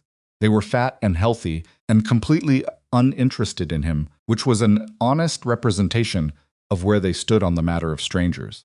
"You knew this was under our land," he said, "when you came out to help us dig." "I thought it probably was," she said carefully. "The direction the channel was running." "You knew," he said again, not accusingly, just naming a fact. the way Walt Ferris apparently named facts. She looked at him. I was fairly sure. Yes. He nodded slowly. He was looking at the pigs, not at her, and his jaw was moving in a way that suggested he was working something out. Then he looked at her directly. September, he said. At Doyle's yard, she waited. I said something, he said, when you were loading those pigs. She remembered exactly what he'd said. She wasn't going to say it for him. It was a lousy thing to say, he said. She looked at him steadily. Yes, she said, it was. He nodded once, like that was the response he'd expected and deserved. Well, he said. He pushed off the fence rail. Thanks for the help with the digging. Good luck with the water, she said. He walked back to his horse, and she watched him go and then went back to the pigs, because they needed feeding, and the conversation was over, and sometimes over was the right place for a thing to end. Later, standing at the channel in the early evening, she counted what she had. Flowing water. 114 pigs, the original survivors, plus the season's first offspring. Smaller animals, still but vigorous, already showing the same preference for the channel ground that their parents had. Paid. Land secured. 7 neighboring properties with water they hadn't had a month ago. A legal notice from Crowther's lawyer sitting in the outgoing mail. She had started this with $18 and 60 dying animals, and not a single person in Briar Hollow who thought she was going to make it, still here. And the valley, the drought-cracked, desperate, whispering valley that had written off the hollow scar before she'd ever had the chance to prove it wrong, was slowly, grudgingly, one dug hole at a time, beginning to understand what she'd known since October. The water had always been here. Somebody just had to be willing to go deep enough to find it. The first frost came on a Wednesday night, quiet and without ceremony, and by Thursday morning the valley wore a thin, white coat that the sun burned off before 8 o'clock, but that left behind a certain understanding winter was not threatening anymore. Winter was arriving. Whatever needed to be finished before cold set in had better be finished soon. Lenora stood at the channel that morning and watched the frost melt off the grass along the banks, and thought about what finished meant, because it meant something different now than it had 3 months ago. In September, finished had meant surviving until spring. Now it's meant something's larger and less defined, and she was still working out its edges. The water was running steadily. It had not diminished with the colder weather the way surface water did. If anything, the flow was marginally stronger in October than it had been in early September, which Marek said was consistent with an underground source that didn't depend on rainfall for replenishment. She didn't entirely understand the geology of it, and she'd stopped pretending she did. What she understood was practical. The water was there. It was cold and clean, and it was not going away. 11 properties now had access to it. That number had grown quietly over the last 3 weeks. The way things grow when they're no longer secret steadily, organically, each new family bringing the next, because someone who knows someone who saw the water will always tell someone else. The family of its windows were dark. The families from the valley's northern reach had come out 2 at a time and walked the hollow scar with her and Marek's, and some of them had brought shovels already in the wagon on the way out. Most of its windows were dark, which told her they'd made up their minds before they arrived and were just looking for confirmation. Not all the digs had found water. She'd told each family that up front and kept telling them even when they looked like they wanted her to promise something better. 2 properties on the eastern edge of the valley had come up dry, and she'd stood beside those holes and felt the specific discomfort of someone who had given people hope and watched it not deliver. She didn't apologize for the attempt. There was nothing to apologize for, but she stood there with them anyway, because standing there was the least she could do. The other 9 had found water at depths between 6 and 9 feet, consistent with what Marcus described as the channel's likely profile as it moved away from the hollow scar. Not every dig hit the flow directly, but enough of them did that the pattern was no longer in question. The buried creek was real. It ran under a significant portion of the valley's midlands, and the clay seal that had hidden it from 3 generations of farmers was not impenetrable. It just required knowing it was there and being willing to dig down to it. That was all. Just knowing and being willing. Crowther's lawyer sent a second letter in mid-November that was notably less specific than the first, which Marek said was a sign of retreat disguised as persistence. She read it at the kitchen table and set it aside and went back to the accounting she'd been doing, which no longer terrified her, the way accounting had terrified her since Cole died. She had sold 41 pigs in total by November's third week. She had her taxes paid. She had her debts, cleared the 2 small ones that had been following her since the previous winter, which she'd been servicing minimally and trying not to think about. She had repaired the barn's south wall and the dragging door and the step on the wagon that had been broken since August, which she'd fixed herself with salvaged lumber on a Sunday afternoon, and which was, in its small way, one of the more satisfying things she'd accomplished in the entire 4 months. She kept 40 pigs, 38 from the original herd, plus 2 young sows from the autumn litters who had the general's quality of purposefulness about them and who she'd decided were worth holding back. The 40 she kept were her breeding stock, her future, the living ongoing proof that what she'd built here was not a single season's luck, but an actual enterprise.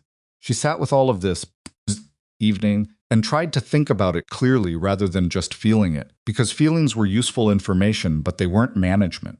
What she had now was a functioning farm on land that had been written off as dead, with a water source that was dependable in a valley where dependability was the scarcest thing going.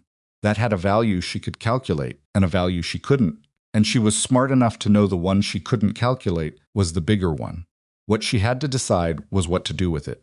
The meeting happened because Clara Whitfield organized it, which meant it happened in the Whitfield barn on a Sunday afternoon with coffee that was better than what Lenora could have provided and seating that was an improvised arrangement of hay bales and 3 chairs from the house and a bench that may have been a repurposed door.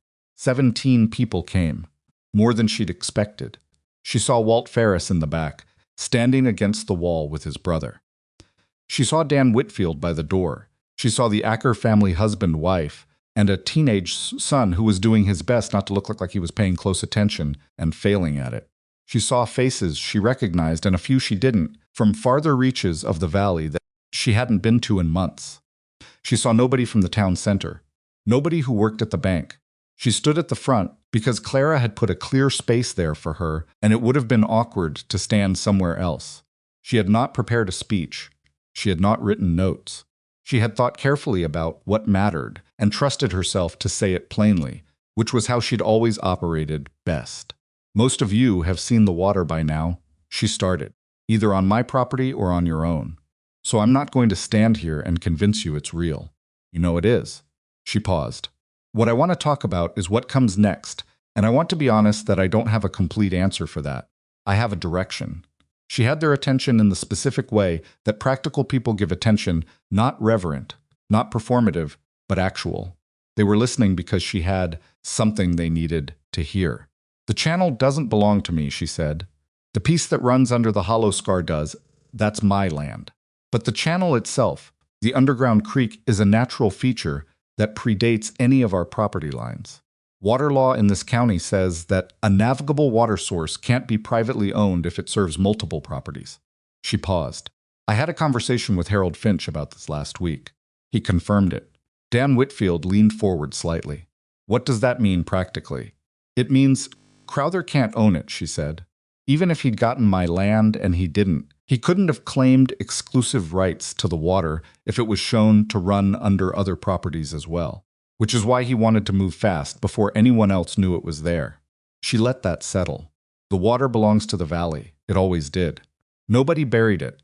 On purpose, the creek sealed itself over generations, and nobody had any reason to dig down and look. My pigs had a reason. They were hungry. A few small sounds of something that wasn't quite laughter, more like the exhale of people who have been holding something tense for a while. Here's the direction I was talking about, she continued. There are properties along the channel line that haven't been dug yet. Some of them belong to people who don't know about this. Some of them belong to people who are in the same position I was in September one bad season away from losing their land. She looked out at the room. I'd like to spend the winter doing something about that. Working the channel line, identifying the properties it crosses, reaching out to the families that own those properties, and helping them access what's underneath their own ground. The room was quiet. That's going to take labor, she said, and tools, and people who are willing to spend cold weather weekends digging holes odd that might not produce anything. She paused. I can offer the knowledge I have about where the channel runs. Marek Drazik can offer what he knows about soil and depth. What I can't do is tell everyone how it will come out. Some digs will find water. Some won't. That's the honest truth, and I'd rather say it now than have anyone be surprised later. Walt Ferris spoke from the back. What are you asking us for? Labor, she said simply. If you've got water now because someone helped dig your channel, I'm asking you to help dig someone else's. She looked at him directly. That's all. No money. No formal agreement. Just you have what someone helped you get. Pass it on. Walt looked at the floor. Then he looked up. When do we start? They started the following Saturday. 8 men showed up at the hollow scar at first light with shovels and a hand-operated pump that Acker had borrowed from the equipment exchange in the next town over. Merrick had been out the day before walking the likely channel line further northeast, past the Ferris property, and toward the ridge that marked the valley's northern boundary, and he'd flagged 3 spots where the terrain suggested the sealed clay might be thin enough to breach without major excavation. The first spot produced nothing at 8 feet.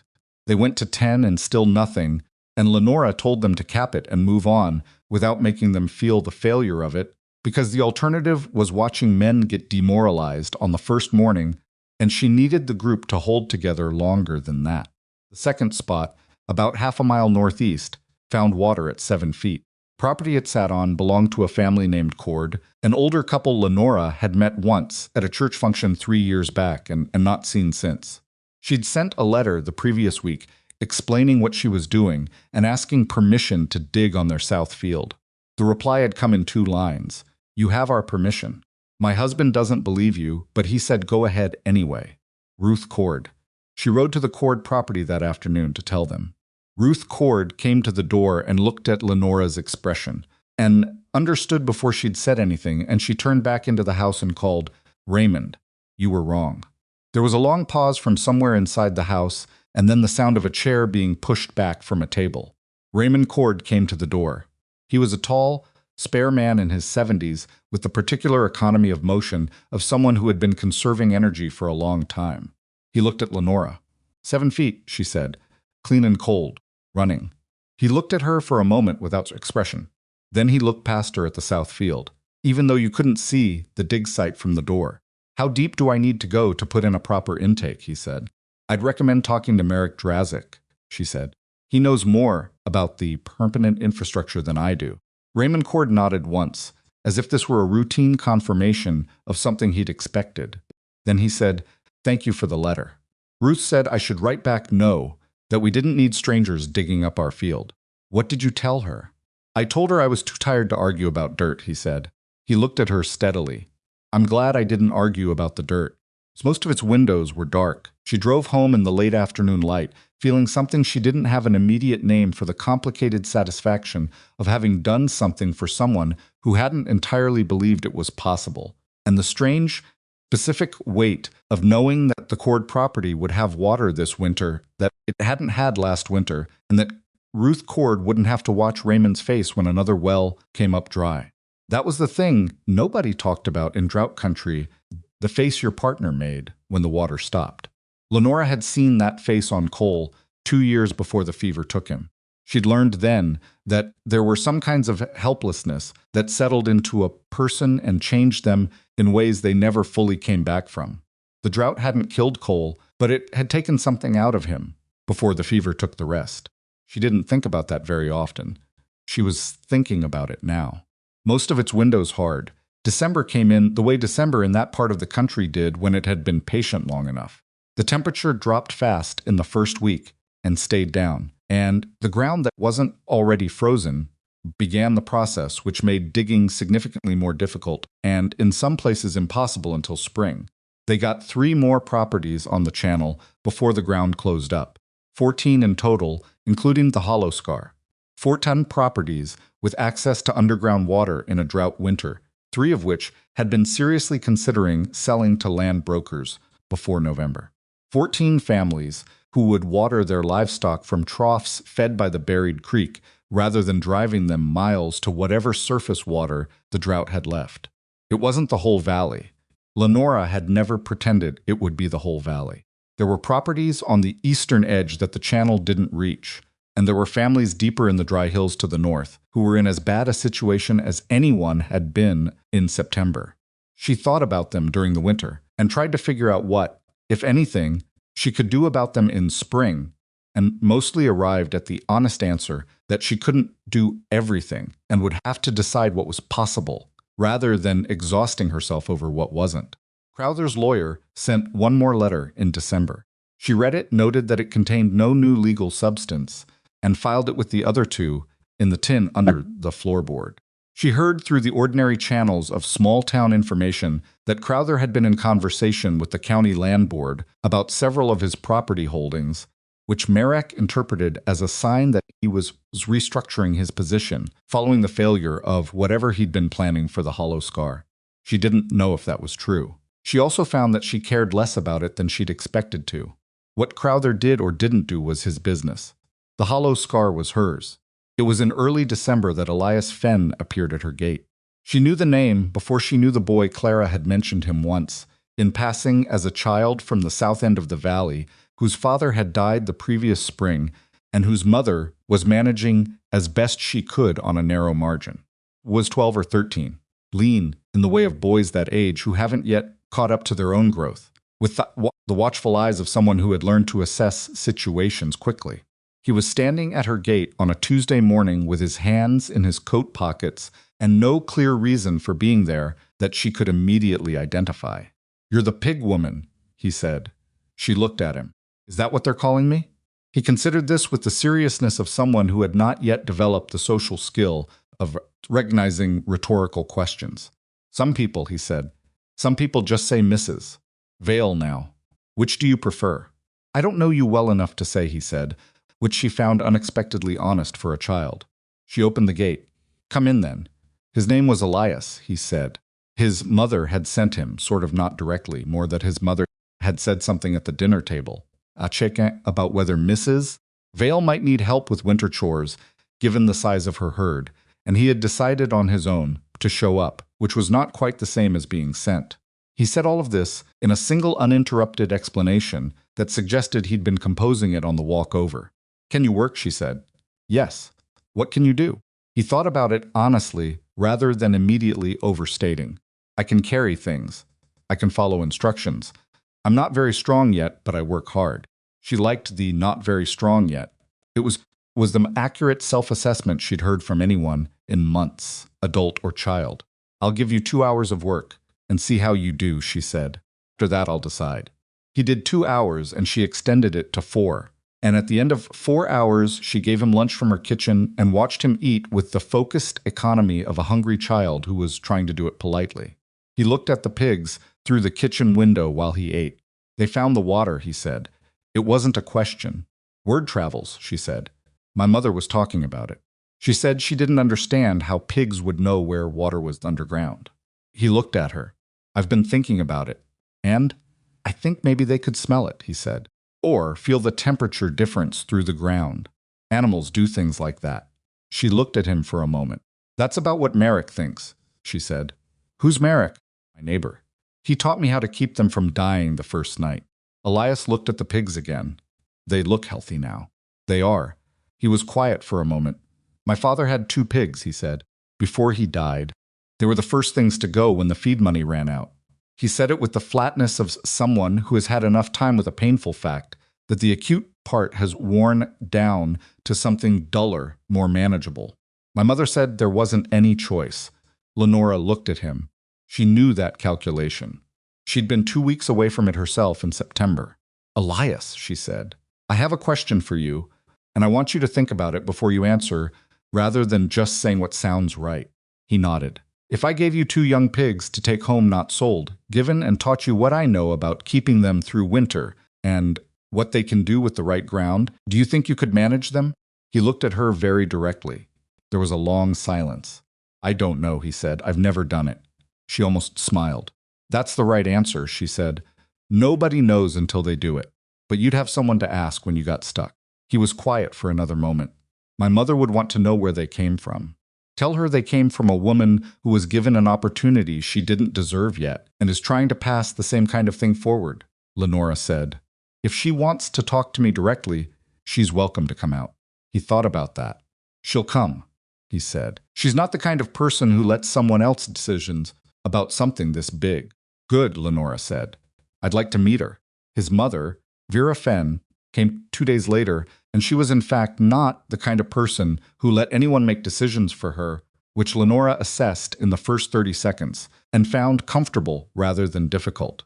They sat at the kitchen table and talked plainly about what Lenora was offering and what it would require and what the realistic risks were, and Vera asked sharp questions, and Lenora answered them without softening anything, and by the end of an hour, they had an agreement that suited both of them, two young Sangsos.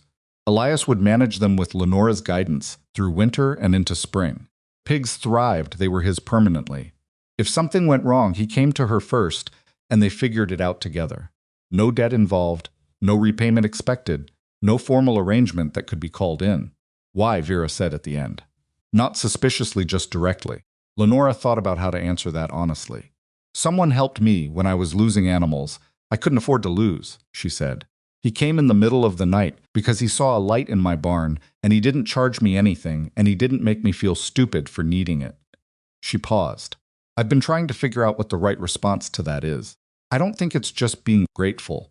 I think it's making sure the help doesn't stop with me. Vera looked at her for a moment. Marek Drazik, she said. You know him? Everybody in this valley knows Marek, Vera said. He helped us when Raymond died, showed up with his tools, and didn't ask about payment. She looked at the table.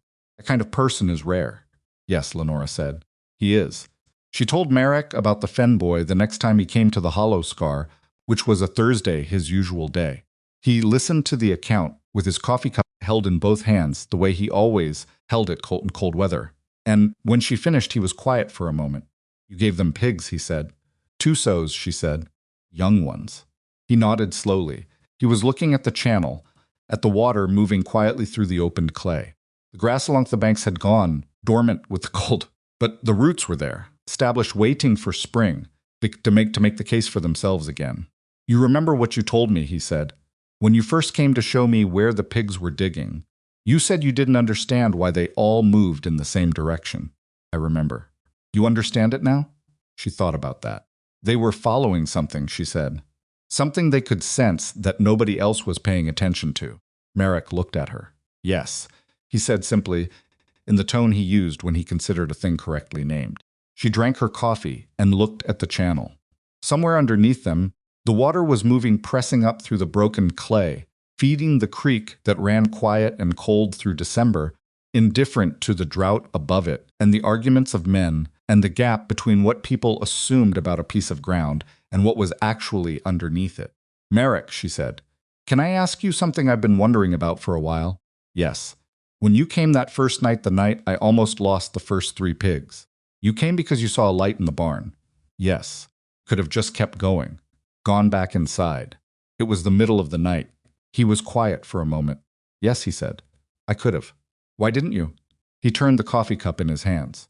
He had the look of someone choosing between a few different true things and picking the most useful one. Because I was awake anyway, he said. Because I was awake, and I saw a light in the barn of a woman who was alone. And I knew what alone felt like at that time of night, and I had knowledge that might help. He paused. It wasn't complicated. She sat with that. She said, suppose it wasn't. Most things that look complicated aren't, he said. You saw dying animals and you bought them. Not because you had a plan, because you couldn't walk away. He looked at her. That's not complicated either. It cost me everything I had, she said. Yes, he said. That's usually what the right thing costs. The Valley's understanding of Silas Crowther shifted the way understanding shifts in small communities, not all at once. Not with any single dramatic revelation, but gradually and then completely, like ice that's been weakening all winter, finally going out in the spring melt. The stories of the survey stakes came out, the way stories come out, piece by piece through the web of people who talk to people who remember what someone said. Harold Finch's Saturday filing was part of the public record, and public records have a way of being read by someone who tells someone else. By January, what Crowther had tried to do was generally understood, if not formally documented in any way that a lawyer would recognize as actionable. The understanding was worse for him than any legal proceeding might have been, because a legal proceeding could be argued and appealed and delayed and muddied with paper. What the Valley thought of him could not be appealed. He came into Doyle's livestock yard one morning in late January. and the conversation that was happening when he walked in did not stop exactly, but it changed temperature the way a room changes temperature when someone enters it, who has done something that most of the people present are aware of, and none of them have entirely decided how to handle. Men who would have greeted him nodded without speaking. Doyle was professionally even, the way Doyle was professionally even about everything, but his eyes were different. Crowther left earlier than he'd planned. He was at the bank through February and into March, and then in April, his assistant told the postal clerk that Mr. Crowther had gone to the capital to manage some business affairs, and by May the word was that he'd sold his interest in the Briar Hollow Bank to a firm from Delridge and would not be returning. The banker from Delridge who took over the branch was a soft-spoken man named Hale, who shook hands with everyone on his first week in town, including Lenora, when she came in to open a proper account, and who had no apparent opinions about what the land she farmed had been worth before she farmed it. She did not feel triumphant about Crowther's departure. She'd expected to, in the abstract, in the months when she'd been watching her back against whatever he might try next. But when it actually happened, what she felt was closer to relief, mixed with something more complicated, the recognition that a man losing the regard of his community was its own kind of consequence, not pleasant to watch, even when the man had earned it. She didn't feel sorry for him. She just didn't feel the satisfaction she'd anticipated, and she spent a little time wondering what that meant about her, before deciding it probably meant she was tired of thinking about Silas Crowther and would prefer to think about almost anything else. Spring came, as it does, without asking whether anyone was ready. The frost went out of the ground in the last week of March, and the grass along the channel banks came up thick and early at responding to the moisture that had been sitting in those roots all winter. By April, the hollow scar had a look that Lenora still found slightly disorienting when she wasn't expecting it green, genuinely green, the kind of color that means the ground has given up trying to resist and has simply committed to growing things.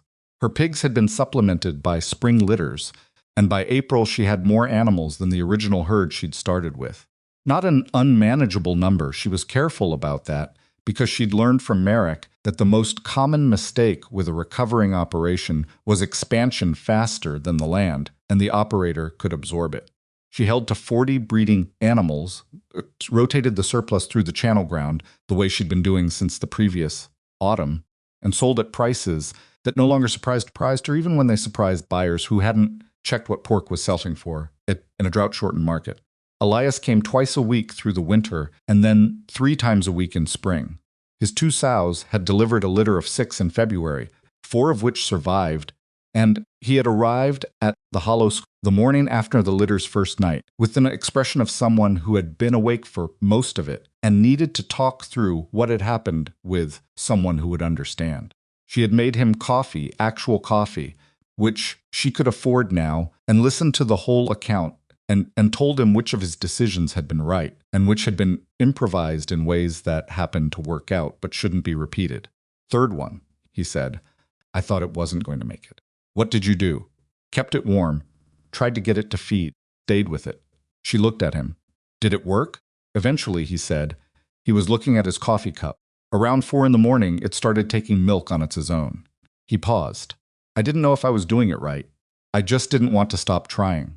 She knew that feeling precisely. She knew it better than she could have articulated at the beginning of all this, and better than she could have recognized in herself if she'd been asked to describe it in September. "That's what it takes," she said, "most of the time.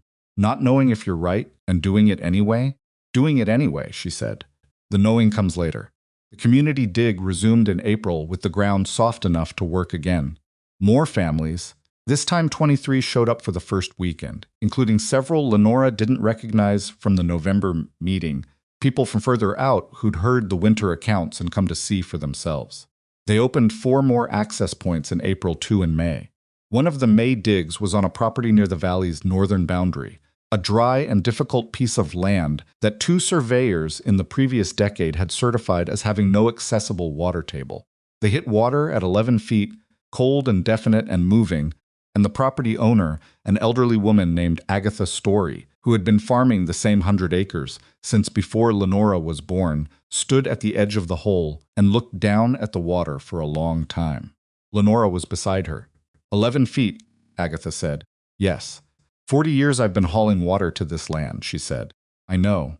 40 years, she said again, and her voice had something in it that wasn't quite anger and wasn't quite grief. It was the feeling you have when you realize that the thing you've been struggling against was surmountable the whole time, and the only thing that kept you from surmounting it was not knowing where to push. That feeling doesn't have a clean name. It sits heavy and sharp at the same time. Lenora said. The old woman looked at her. It's here now, Lenora said. Agatha looked at the water. Then she looked at the sky, the wide April sky over the valley that was blue and clean after a winter that had asked a great deal from everyone who'd lived under it. She exhaled slowly. Yes, she said, I suppose it is. The general store in Briar Hollow had a porch where men sat on Saturday mornings, which was a tradition that Lenora had always been adjacent to but never part of, because it was not the kind of porch where a woman like her had ever been invited to sit. She'd walked past it 100 times over the years and received looks from it that ranged from neutral to something less than neutral, and she had always kept walking. On a Saturday in May, she drove into town to pick up an order from the feed store, a legitimate, paid-in-full-in advance order, which still gave her a small private satisfaction every time, and on her way back to the wagon, Walt Ferris was standing on the general store porch, and he said, Mrs. Vale. She stopped. He was holding his hat by the brim, not wearing it, holding it, which she recognized as a specific kind of gesture. You doing all right? He said. Fine, she said. You? Water's holding on the south field, he said. Better than we expected. He paused. Ruth's going to put in a kitchen garden by the channel bank this season. First time in 3 years she's had the water for it. I'm glad, Lenora said. He nodded. There was a pause that had several things in it, the thing from the stockyard, the 11 months of drought between then and now, the changed understanding of what the hollow scar was and what she had done with it. None of it was spoken directly. Some things don't need to be spoken directly to be understood. Good day to you, he said, and put his hat back on. Good day, she said, and kept walking to her wagon. She climbed in the step, had been fixed since November, and the wagon no longer pitched sideways when she shifted her weight, and she gathered Orson's reins and sat there for a moment. 2 men at the far end of the porch were watching her, the way people watch someone they've reassessed, and haven't yet adjusted their expression to reflect. She saw it. She'd been seeing variations of it since October, every time she drove through Briar Hollow. She didn't feel vindicated by it, exactly. She'd thought she would. She'd spent a certain amount of energy in the worst months imagining what it would feel like when the people who'd laughed at her stopped laughing. In her imagination, it had been cleaner than this, more complete. The reality was that she was tired often, and her back hurt on cold mornings, and there was always more work than hours. And the satisfaction she felt was the dull, real kind, not the triumphant kind, from stories which was made of kept promises and cleared debts and animals that didn't die when they were supposed to, and water that ran in a channel that hadn't existed 7 months ago. She drove out of Briar Hollow on the main road, past the stockyard, where Doyle was moving cattle through the loading pen, past the bank, where the sign now said something different than it had in September, past the road that turned northeast toward the Whitfield property and the Ferris brothers' land and the Cord farm and all the other places where the water was running now. She drove home to the hollow scar. There was an evening in late May that she came back to.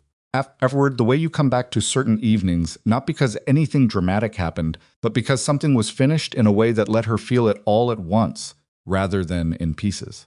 She'd spent the afternoon moving the pig rotation to the newest section of channel, which extended now almost to the far property line.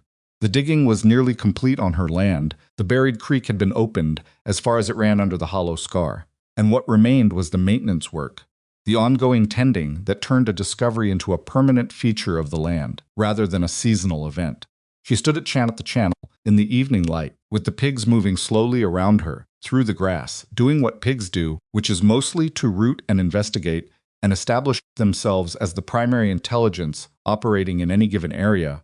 Most of its windows, which she had come to find more entertaining than she would have admitted to anyone. The water ran past her feet, shallow and clear and cold.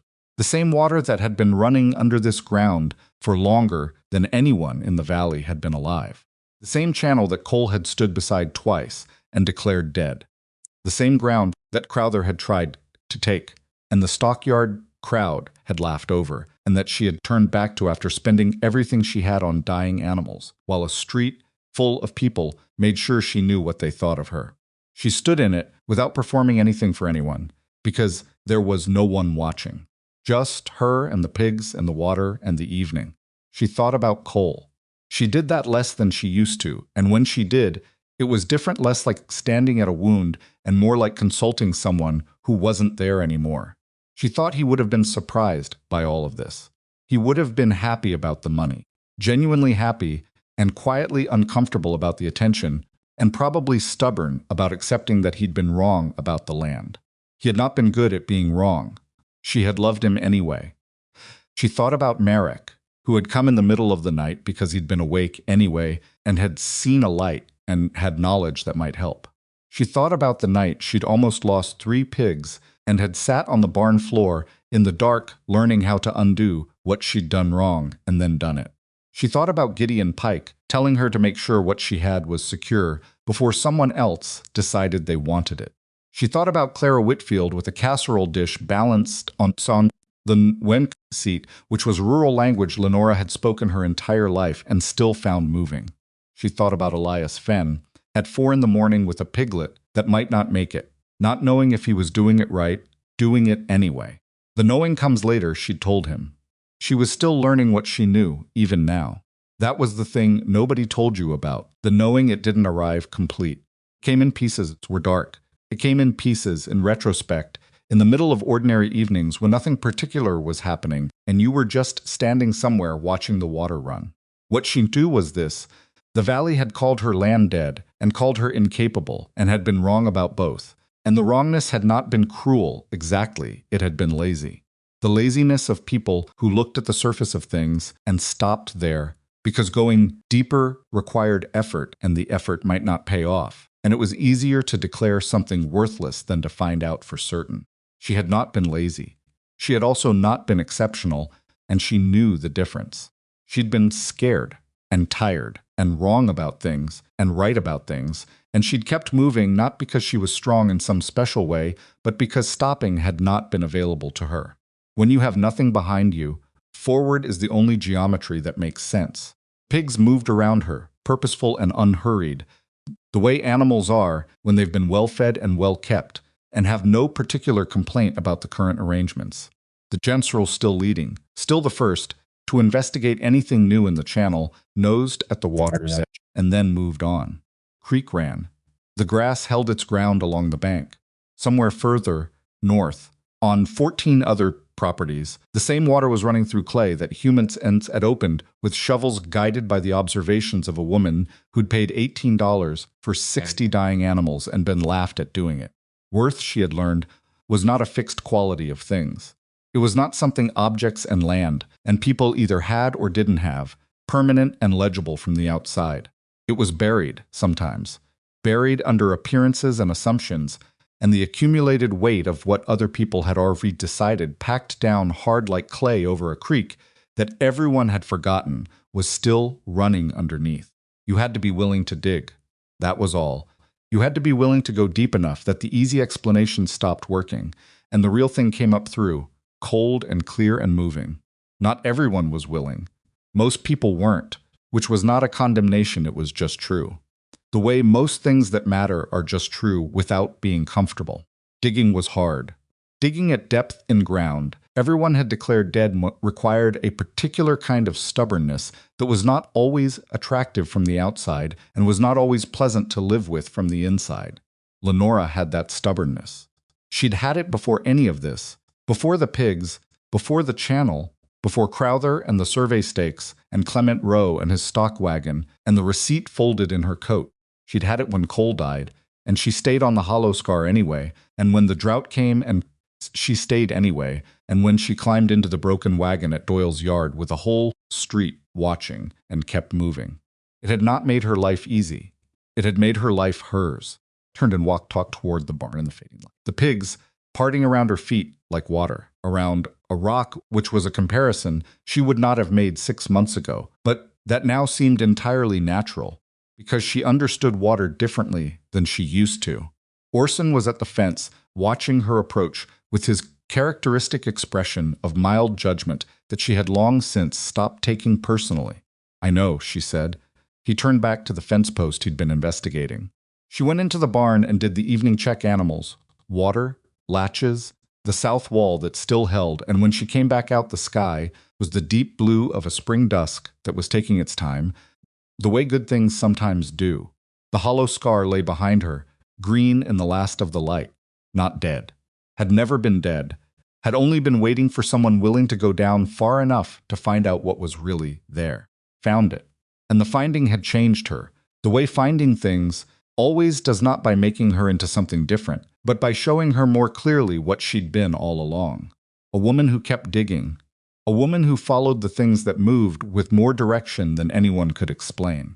A woman who spent her last dollar on creatures that everyone had written off, and then stood in the middle of her broken barn at midnight laughing, because she had just done something irreversible and she was not afraid of it.